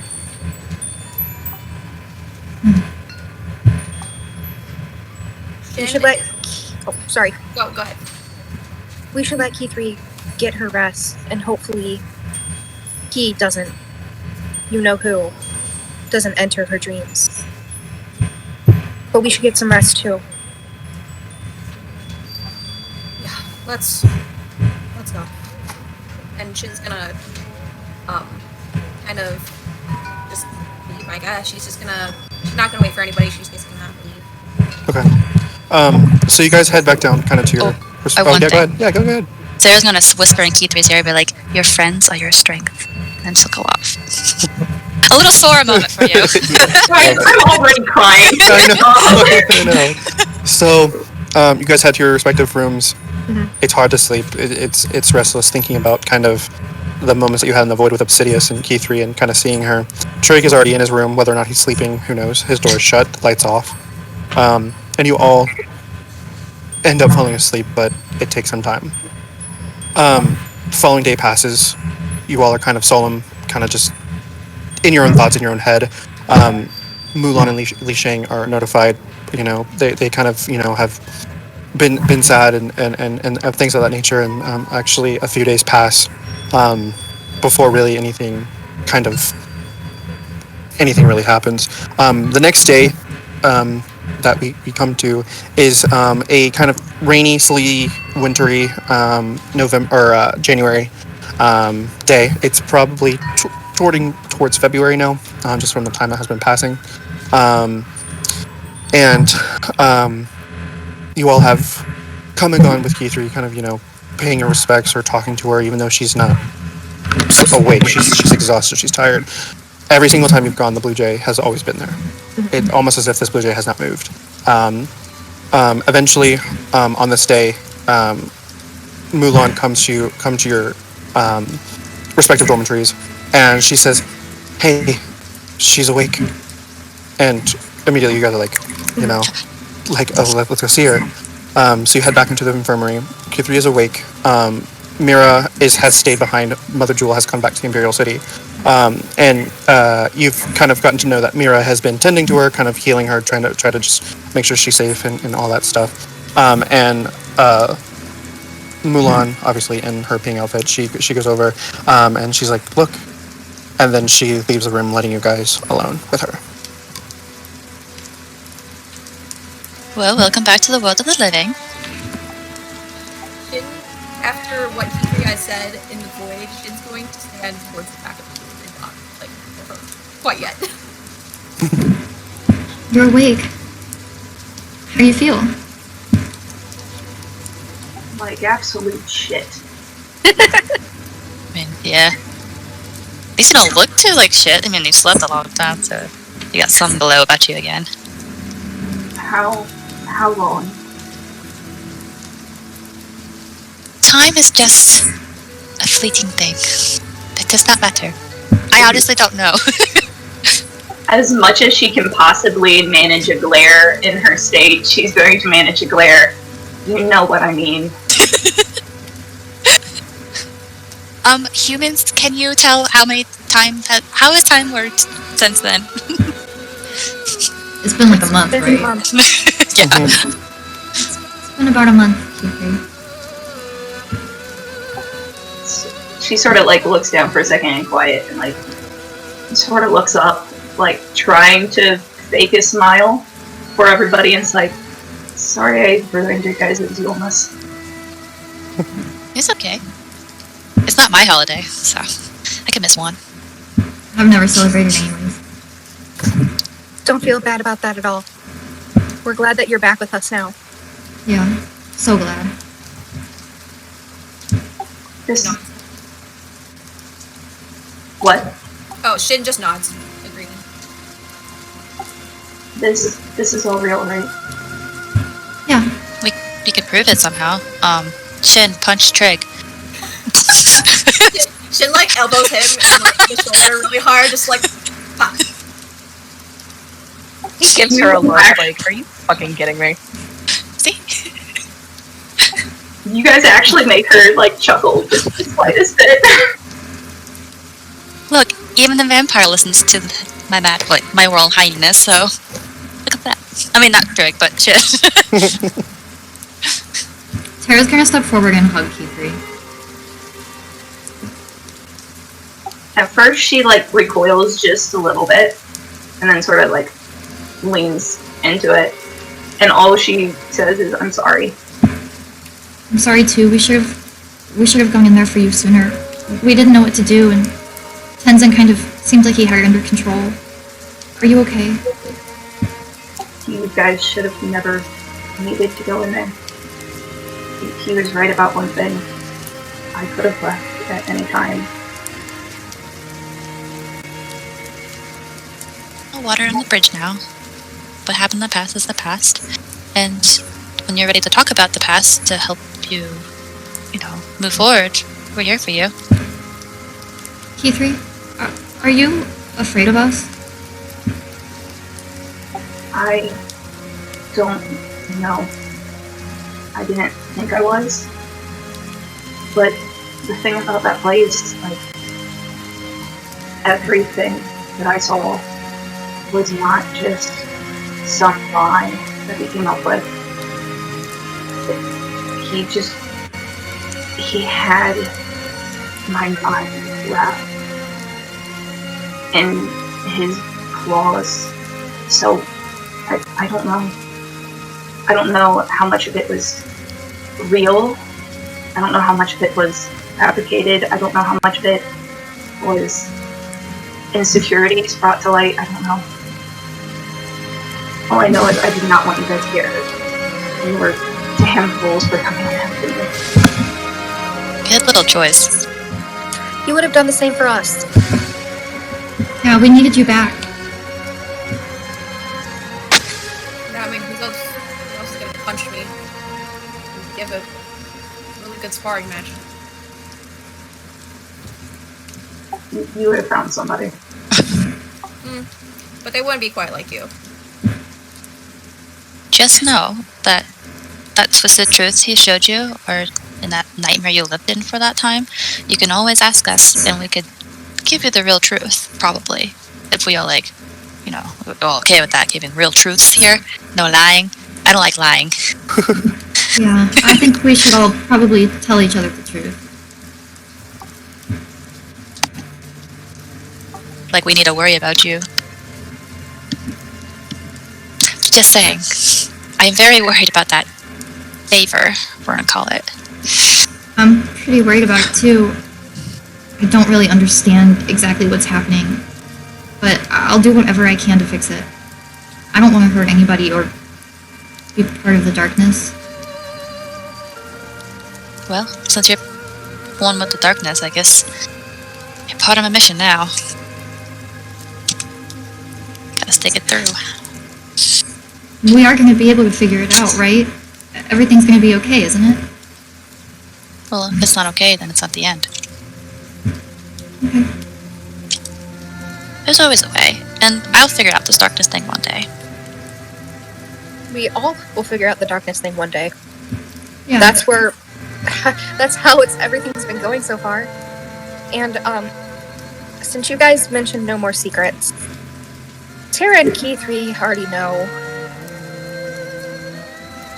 And I came clean to Tara recently, and I feel like I should come clean to everybody else. When we were in that hall of artifacts at the school, I found a shard with my name on it. The same kind of shard that Tara was looking for. Oh. Like a magic thing? Yes. Welcome to the club. I don't have it. I'm not magical. Yet. Yeah. Kiefer's eyes widen with just a tad bit of terror at the mention of your magic. And just is like, you'd do better without it. Make sure you know what you're getting into, Willow. Trust me. I'll have to agree. I mean, I can't tell you how to use what's yours, but you know how I feel about magic. I don't think it's really brought anything good for us. But if that's your destiny, then it is what you make of it. You guys, magic can be good or evil, white or dark. It's what you make of it yourself. And I know that we've had a lot to deal with recently with the dark magic and evil but like Sarah, I think it's a way to bring light into the world too. Magic is only fearful if it's used the wrong way. And I see the fear in everybody's eyes surrounding magic. And giving something fear gives it more power, just so you know. The same goes with the darkness. Fear and darkness are kind of the same thing. So the more you give them those fears, the more darkness will grow. Just saying. How do you know that? That fear is like darkness? And that when you give into it, the darkness grows. How do you know the darkness is continuing to grow? Because I've seen it happen with my home. I see it happening with this world. The more people fear, the more darkness gets out of control. Fear is the path to the dark side. Sorry, I had to quote Star Wars. I was gonna go on too, but I laughed. Hey, Sarah. What exactly happened to your home? Well, we're kind of losing Summer. Things are Summer. Yeah. So you know how things have color. Things in this world have dulled. They're not as bright as they used to be. And as the seasons go on, that dullness, or what I call summer, is fading. I'm watching Trey to make sure I'm getting this right. So, You're good. I mean, it's not just summer. It's just I associate summer with light, as you can tell. And it's just the world's dimming. As fear, anger, fighting, all that is growing. It's nurturing the darkness, and something somewhere is harnessing that And that's what I want to find. How to stop it from growing. So, yeah. But wouldn't we need to fight the darkness then? Yes. That's the catch-22. We have to somehow fight the darkness without giving in to the darkness. Giving the darkness things. Which we all have. I, myself included, have given into the darkness. This is the way the world works. It's a balance. Everything's a balance. Light and dark, they have to exist with each other. The more light you put in the world, the more darkness happens, vice versa.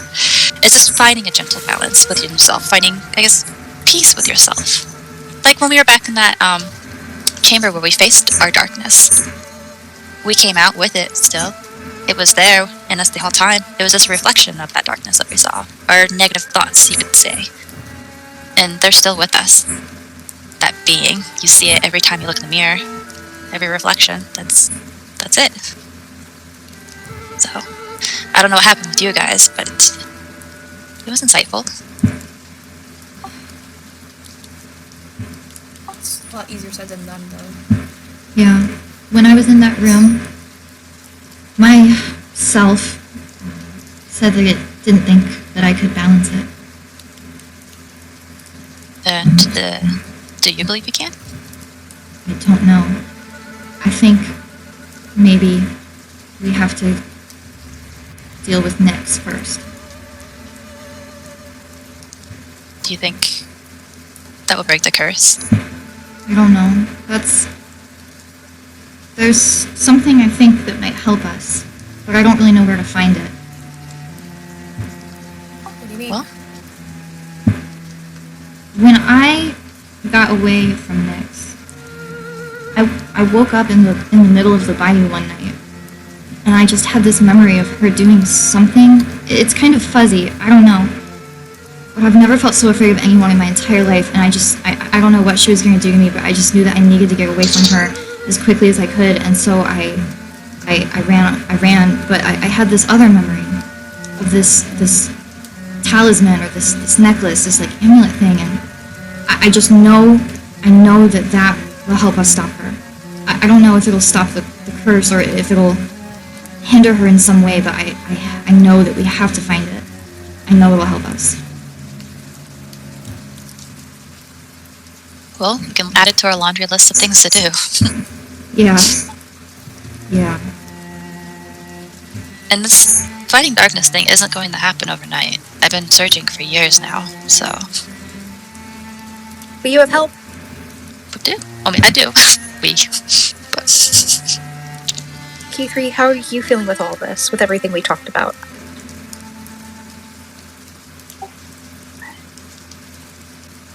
It's not that easy. You're talking about banishing the darkness and everything, but if being in that void taught me anything, it's not that easy. That place was something in between. It wasn't darkness, but it wasn't light. And it would be easy just to say it was a nightmare realm, but there was truths in there. And the whole reason I didn't come back is because I wanted to know a couple. Truth is addicting. Even if it's scary. You wanted to know a couple truths? She looks down and is sort of like brought her knees up to her chest, is breathing unsteadily. I wanted to know what happened to my parents. I wanted to know how I came to be here. Guys, I know who killed Fiona. What? Great news, actually. Who? It's... And like, she's shaking at this point. It's a man that goes by the name, and I apologize if I butcher this, I'll help you if you can. Teniko. He was... I don't know who. I have my suspicions, but I don't know who. but he was part of the monastery. And after he murdered my parents, he went and joined forces and was given the job of killing Fiona and getting the book. And if anything can be trusted about what Xavier said, it was him.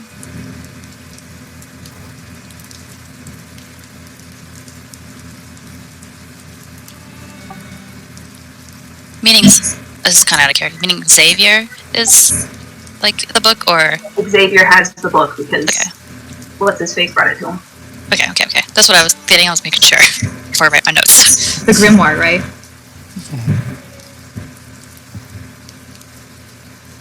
Well, that's unfortunate. But at least it's in health hands. I don't think that's a good thing. It's alright, we can deal with that when you're strong enough to just take care of yourself and heal. Don't worry too much about the book. Alright. Yeah, I think we need to just take things one thing at a time.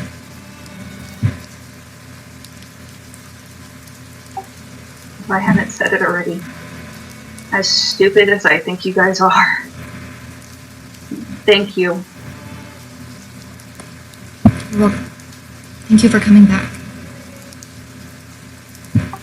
Yeah, it was hard. Even though it wasn't against your will. She sort of just can't make eye contact with any of you guys. We'll find out those truths our own way, alright? If anything, we don't need that asshole to figure that out.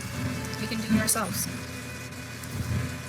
Sarah eyes Tara a little bit and then looks away.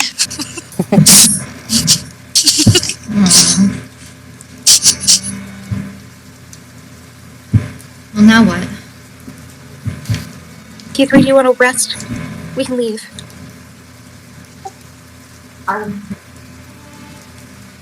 Yes, but do you mind staying? So maybe get sleep. I'm tired and putting it on. Of course. We'll stay as long as you want us to. She sort of just curls up in a ball in her bed. I'm gonna give Keith my doll. Wait, isn't your doll like super creepy? Yeah. It's made out of like black wood. But then like grabs it and just cuddles with it. Yeah. It's always made me feel better. I've had it my whole life. Maybe she'll make you feel better too. I know she's kind of weird and she's missing a hand and a foot, but I really love my doll, so maybe it'll help you sleep. Before Tara like moves away from her, just a small little whisper, Keith is just going to ask her, do you think I belong? With us, you mean? Yeah. Keith, we need you, and we can't do it without you. I missed you so much. I miss you guys too. It's gonna be okay, alright? And she's gonna just kind of like gently, like kind of pat Keith's head. Oh. Sobbing internally. Just get some rest. Everything's gonna be okay. Sarah will sing. Kind of like she's gonna sing like kind of like a trancey song a little bit. And the one that comes to my mind is Jolly Sailor Bold. Kind of will sing that to her to try to get her to go to sleep. Kind of like a lullaby, but a creepy lullaby. Creepy doll, creepy lullabies. Yeah. It fits. She only knows creepy shit. She's a fae. Cute. She might not look creepy. Alright, anything else? Before she like kind of settles in, Shin's just gonna give her a smile and just a very firm like nod. They're not really saying anything, just giving like a I'm here, I recognize you, like get some rest now kind of expression. She's going to make eye contact with you for the first time since the void, and just be like, "Please no, I don't think you're a monster." And she's going to try to make eye contact with Trig and say, "You too." Monster? Before she starts singing, that'll be the last thing, but she'll be like, oh, how about a monster? That's cool. Cool. This actually makes Shin, like, her hands kind of shake just a little bit, and then she kind of just puts her hands, like, behind her and, like, leans against the wall and, like, just kind of tries to be normal, I guess. Very subtle, but... She's trying to play it cool. She's playing it cool, yeah. She's like, I'm totally fine. Trig is stone-hearted as ever over there, not even reacting. Nope. Yeah, no, if anything, he huffs. Like, he ain't buying this shit one bit. Since Willa didn't go to over Key 3, after she hears that huff, she's gonna elbow Trig in the ribs. He's gonna leave. So, Trig tries to, or he gets up to leave, and he goes to the door, and the door actually opens before he gets to it. On the other side is Jupiter and Hemlock. They've returned, and Jupiter looks a little worse for wear, but she's definitely has some time to heal. And Jupiter kind of stands behind her, and Jupiter's like, "Oh, hey, did we interrupt something?" Oh, She's looking at Trig because Trig is right in front of her. And he just shrugs and he's like, not to my knowledge, and he kind of scoots past him. Okay. Jupiter and Hemlock enter the room. The door shuts behind them, and they Jupiter she like smells real bright, you know, and Hemlock kind of hangs behind a little bit in his brooding self, and Jupiter goes over to Key 3 and she sits down right next to her on the bed, and she says, "Hi, hon, how are you?" I've been better. How are you? Same here. We come bearing really good news. Actually, it's Hemlock's news, as he's the one who kind of was able to get it. Hemlock, do you want to explain? And Hem's just like, you can. And Jupiter's like, she kind of looks around at everybody, and she puts her hand on Key 3's knee, and she says, "We managed to secure passage. We can all go back home. There's a ship leaving tomorrow morning out of the Imperial City." What? Wow. That's fantastic. Really? We can get out of the jungle? Absolutely. But of course it does leave tomorrow morning, so we would either have to head out now and stay the night in the Imperial City, or we can leave early in the morning, but it'll be like 4 or 5. Shin's the only one that's, I guess, depending on who's smiling, but Shin's not smiling at this news. Sarah isn't either.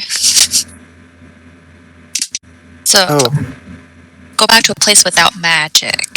Right. That Back place. to your home. I'm sure. Salem? Yeah. I mean, there's a stop along the way, just back to Valewind, but we'll get you back to Salem. I thought you all would be happy to go home. I am. Man, they're probably ecstatic. Yeah, I want to go back. Okay, but I'm getting some mixed vibes here. If vibes are a thing, I'm really good at reading those. It's just, this place is very lovely, actually. I do like it a lot. It's very, Oh yeah, we love the familiar. misogyny here. Absolutely.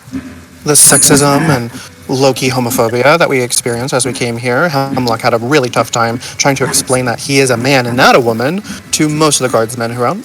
But yeah, absolutely, this place is magical and wonderful. That's the keyword there. No joke, choked a Magical. little bit.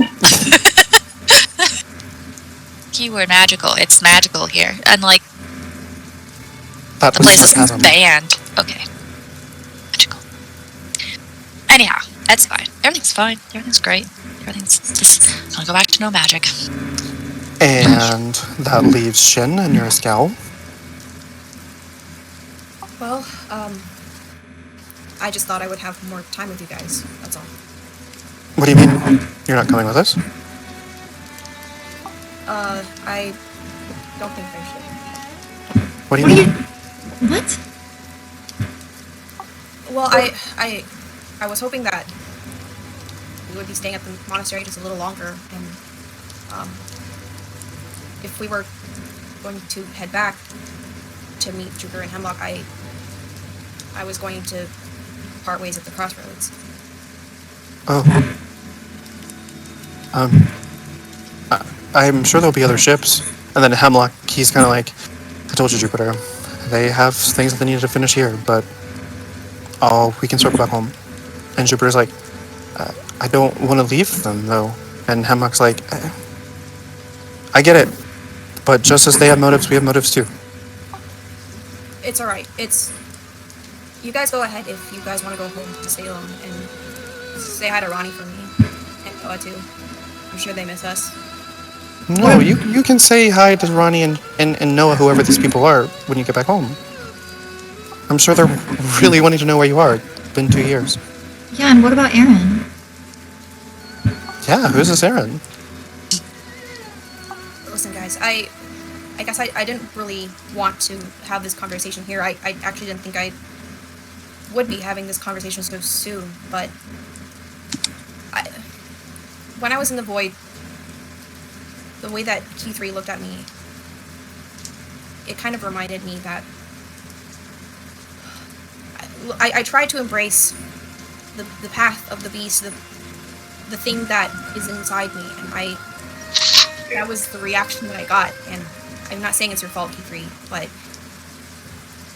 I'm terrifying. And when I was back in the chambers, when I was with my reflection, or whatever you call it, Sarah, it explained to me that I needed love or something like that to break a curse, but I can't love someone else until I've moved on from my past, and I can't move on from my past unless I set out to do what I wanted to do, and I can't do that unless I can control this thing that I am. Hemlock kind of stands forward and he's like, but we're working on a cure. I know, and I truly, deeply appreciate everything that you're doing, Hemlock. But Shere Khan has answers. Even if I can talk to him, if I can figure out what he does to control his curse, I want to know. Shin, I hope I'm not overstepping things here, Hemlock begins. If there's anyone here in this party that knows what it's like to not feel themselves, that's me. I understand where you're coming from, and to not feel a part of something bigger than you, something that you can relate to someone else with, I get it. And while we have friends and family who love us and love us dearly, they don't understand what it's like to be us. I'm not a werewolf or whatever you are, and you're not a witch or me, but I understand where you're coming from, and if it's any sort of semblance, you have a path to follow. You need to find your own tribe. You have it with them, I can see that. But you also need to find yourself. And that's kind of a part of life, figuring out who you are. And Jupiter, like, you kind of see her cheering up a little bit. She's like, Shin, I'm not ready to lose you guys again. I mean, like, we're like a family here. Like, we're gonna stop our Supreme. We're gonna win this thing. But if that's what you feel, I want you to have something. And one of the marbles that is kind of hovering and orbiting around her space puff, she picks one out and she hands it to Shin and she says, when you're ready to find us, just throw it on the ground. One of my tears will open up for you and you'll always have a way back home. And I hope home is you guys and not Salem. Home is not a place, not an address you memorize. It's a place with your family and friends who love you and adore you. So I don't think Salem is that place for you, and I don't think Salem is really a place for a lot of us.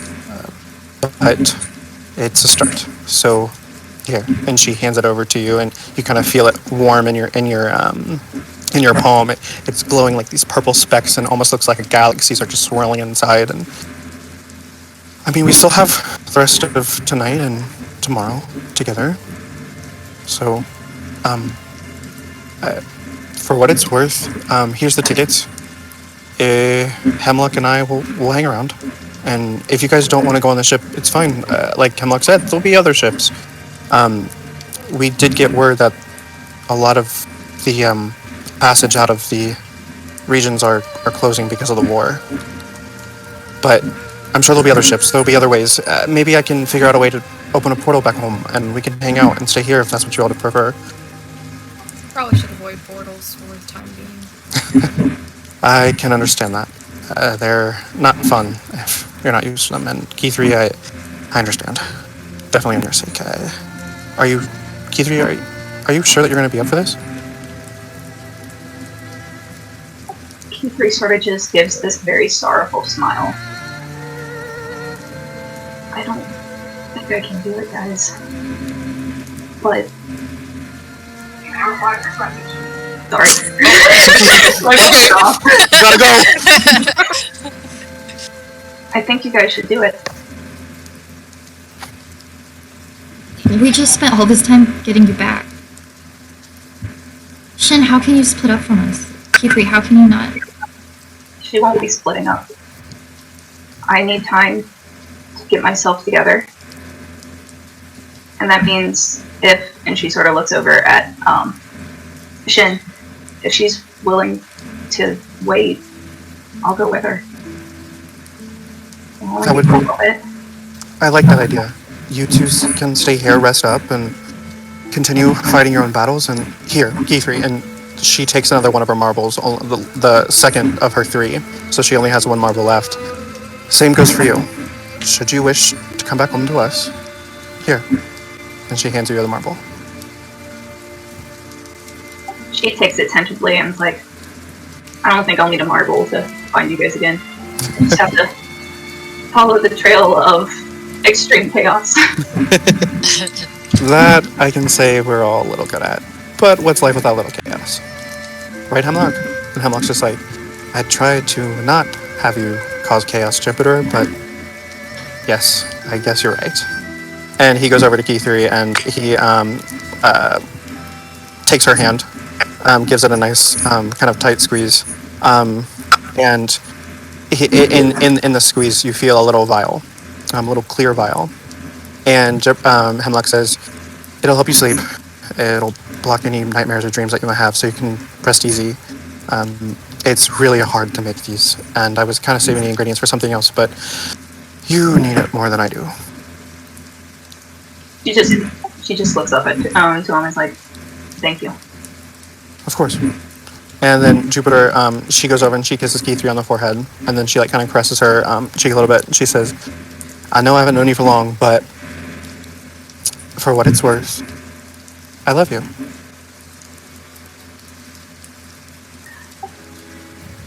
Take care of yourself, please. Of course. I got Hemlock to get me in line.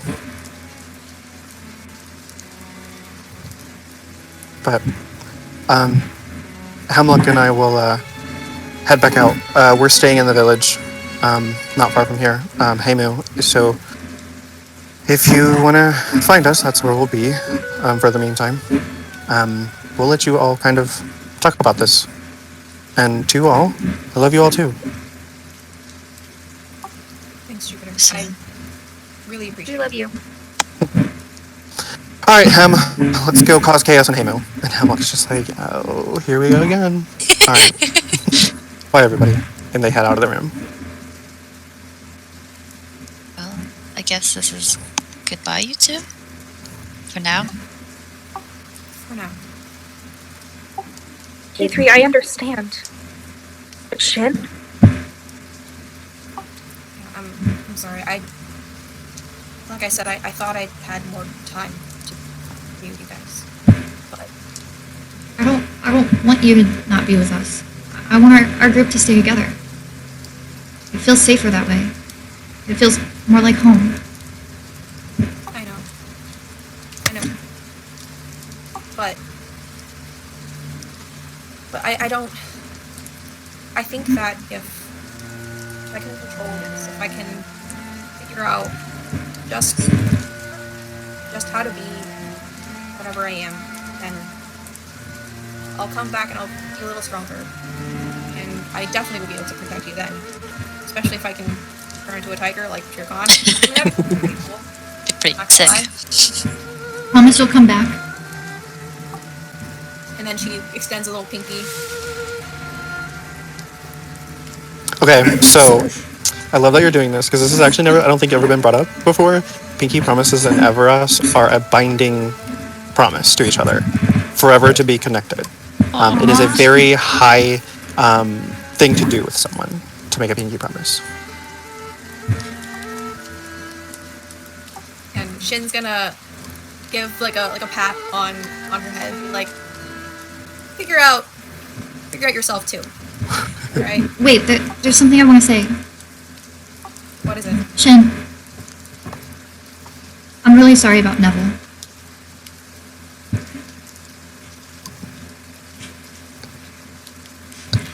I'm sorry about the Moonriders. There was so much happening that night. It was so scary, and I just made a decision in a split second without thinking about the consequences, and I didn't want to hurt anyone, and I just want you to know how sorry I am.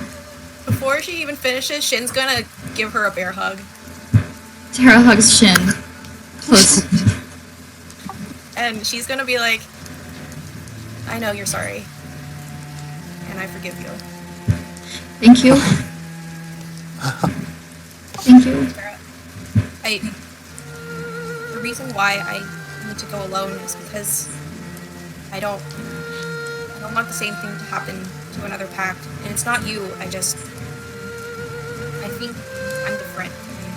We're different. And maybe our worlds are not supposed to be intertwined that way. But maybe if I spend some time apart with my own kind, I'll understand what I am a little bit better when I come back. I won't have so much hate for my kind. I understand. I'll see you soon. Yeah. And like I said, and she kind of like turns to the others, to Willa and to Sarah, and to Kithri, and it's like, you guys don't do anything too reckless, and first of all, please look after each other. If there's not a big hunk of meat to you guys, I guess hunker behind Trig, if you allow that. Be kind and, well, be you, I guess. Not hard. Any of us do something reckless? What are you talking about? Never. Yeah, I guess that's not really something that you guys can avoid, huh? I feel like that kind of just comes with the package when it comes to you lot. Thanks for being my family. Thanks for showing me that not all were-beings are bad. Yeah, I would hope we're not all bad, considering I'm going to hang out with a bunch of them. But Sorry for if I killed any of your family brethren in my youth.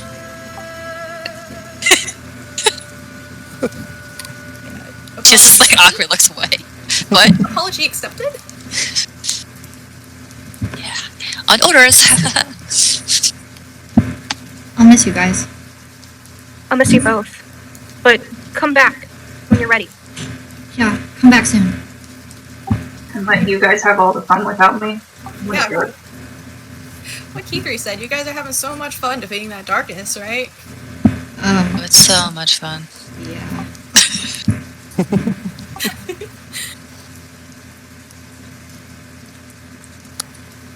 Yeah, I think we have to go. I think so Let's fix too. that boat. Do you want to keep my doll for now, Kithri? She's gonna look at the doll with what muster of like endearment she can at how creepy it looks, and hand it back. And just like, if you're really gonna try to figure out how to stop Nyx, I think you're gonna need it more than I do. She accepts it back and hugs it close and says, "Are you sure you're going to be okay?"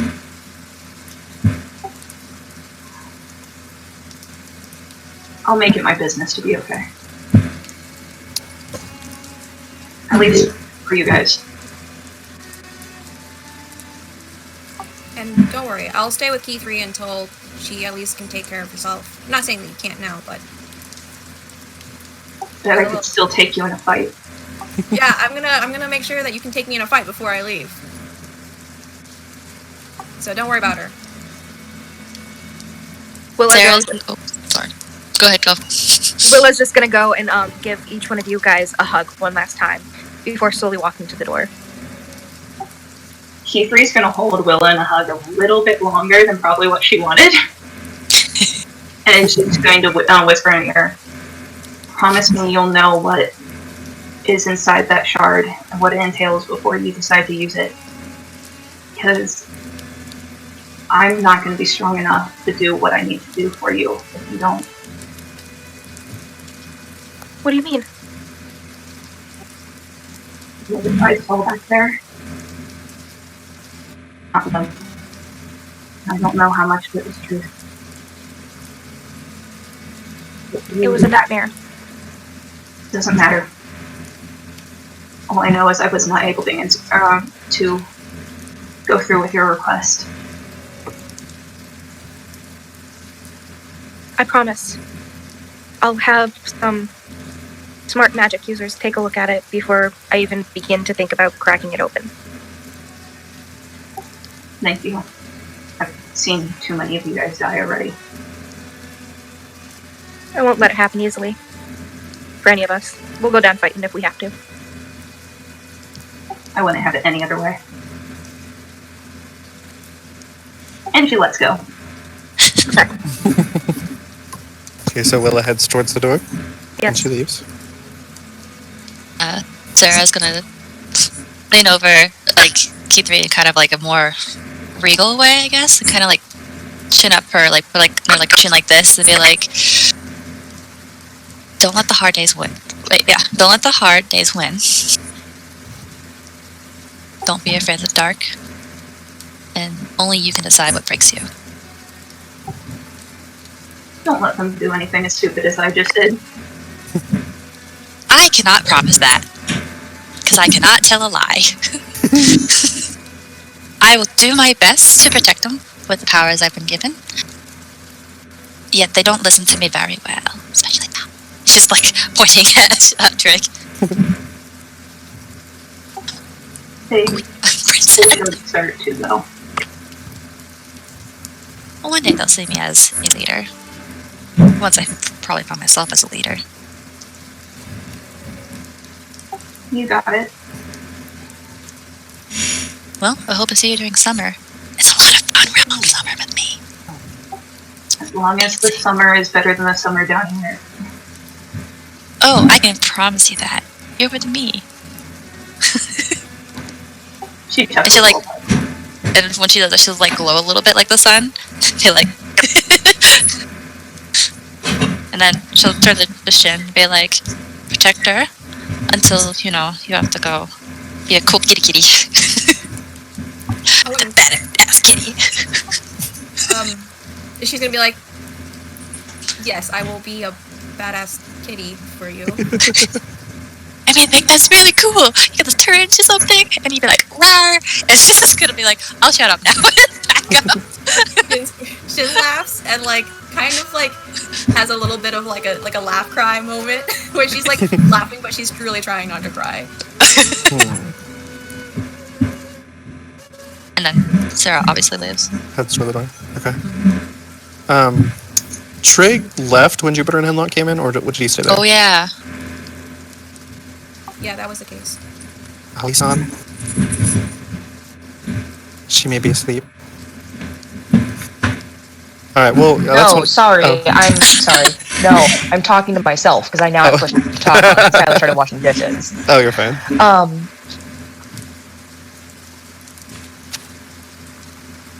Oh, we lost you again. Pregnant pause happens. Pregnant pause. I'm gonna take a picture of what I was drawing while we were playing.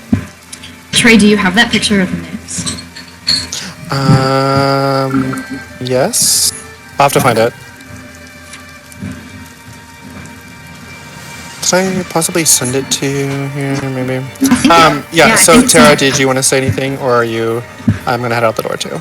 I'll just kind of... I feel like I have said my piece to each of them, so I'll just kind of give both Keythree and Shin a loving look and give him a nod and say, all right, see you guys soon. And walk out the door. Okay. Well, if Allie comes back to us, I hope she decided to leave. She came back. I've been talking. Oh, yeah, we haven't heard you at all, baby. Oh, no, we lost you again. Is that any better? Oh, yeah, there we go. Okay. Yeah, no, he's gone. He doesn't know anything that's going on at all. He's just gone. Okay. So you all kind of head out the door and go back to your dormitories. As you're heading down... Oh, go ahead, Tasha. Who was the last one to leave the room? It was Tara. Keith's gonna call out to Tara a little bit and just be like, hey, can you tell Drake I'm sorry? Sorry for what? I definitely don't believe me, but I'm sorry. Yeah. I'll let him know. Anything else? Just thanks for being my friend. Yeah. You too. I love you, Keythree. I love all you guys. Bye. Alright, so yeah, you head all back to the kind of the common of the dormitory. And you kind of have a moment of looking at each other, and the decision is left. Do you leave that night and head to the Imperial City, or do you wait until 4 or 5 and hope that you wake up on time? Definitely leave tonight. Get you guys back. Okay. It's been 2 years. You all okay? So that night you all pack up your stuff and say your goodbyes. You know, kind of to the monastery of Mulan, Lisheng. You know, kind of have your goodbyes. As the night begins to fall and you head towards Heimu, the village of Heimu, where Hemlock and Jupiter said that they would be. I mean, literally right before you pass the gate, when you kind of take one big look at the monastery and kind of try to take a mental picture of it, someone comes out of the doors and starts running down the steps. She's got her temple robes on. She's got her bag in check, and she kind of starts running up to your group, and she says, "Wait." Sorry, say that again? Oh, okay, yeah. So you guys kind of turn to take your mental picture of the monastery, just kind of remember it all as you get ready to head out past the gate. And then someone comes out of the doors, kind of rushing down. She's got her temple cleric robes on, her bag in check, and she runs up to the party and is like, "Wait." By the time she reaches up everybody, she's like painting like, you guys going to the city? Yeah. Yeah, that's where we're Do heading. you mind if I tag along? I mean, I don't know, what would she call her? Mother Jewel. Right. Mother Jewel sort of left me to finish up with Keythree, and I really don't want to walk alone. Oh, yeah. Sure. Thanks. And she's gonna look over at Sarah and give a full-on bow and just be like, talking to the ground, is like, as long as that is okay that I am in your company. That she's gonna be like awkwardly at her friends. Like, that's just fine. Just fine. Don't worry, you don't have to do that. I'm in disguise. And she'll like instantly cast a spell and like make herself look like an elf, like actual elf, like with green hair, like light green hair, has like a golden leaf crown, and so she doesn't look so fey-like. She's like, it's okay. Oh, I love disguised. I'm just like you. Oh, sorry, I didn't. No, it's okay. I can be cool. This is fine. I just found out too. It's crazy. Were you at Yule? At Yule? No, I mean- good. Okay. I was just saying how home was. That's all. So you guys, oh, go ahead. He was just gonna say, oh, no, I wasn't. Cool. You all kind of exchange looks at each other and start your journey out of the monastery, and we will end that here. Wow. I don't know how Sarah's gonna react at all with this. That was the most emotional episode I've ever played in my life. What a fucking episode. That was awesome. You guys really did make me cry. I was not prepared for that. I teared up. Absolutely. So the entire time after the whole like the claws thing with Key 3 happened in the void, I was like, oh, like I like that happened. And like when Key 3 had meant, like the whole entire time we were at like the infirmary, I was like, okay, so like she's not gonna like want to be near Key 3 because she thinks that like it impacted her because like it kind of was like a reminder of like what she is, that she's a monster, that she like made her friends like terrified, that she scared like someone that she cared about. And then the moment you said, I don't think you're a monster, I was like, oh shit. I was gonna say, you guys don't know even the bare minimum of what she saw. I want to know so bad. Like, like if you guys want to know, I will certainly like message you. But like Trey and I have been working all week back and forth, the 11-page document about what all went on during the void. I can post it. I can post it on the blog. Oh my I'm gosh. cool with it. I'm so excited to see everybody's like role plays that we do. Like that is such an awesome way to add to it. Good. I'm glad you all like that. I love how you did Nyx's voice. I'm sorry. Hello. What?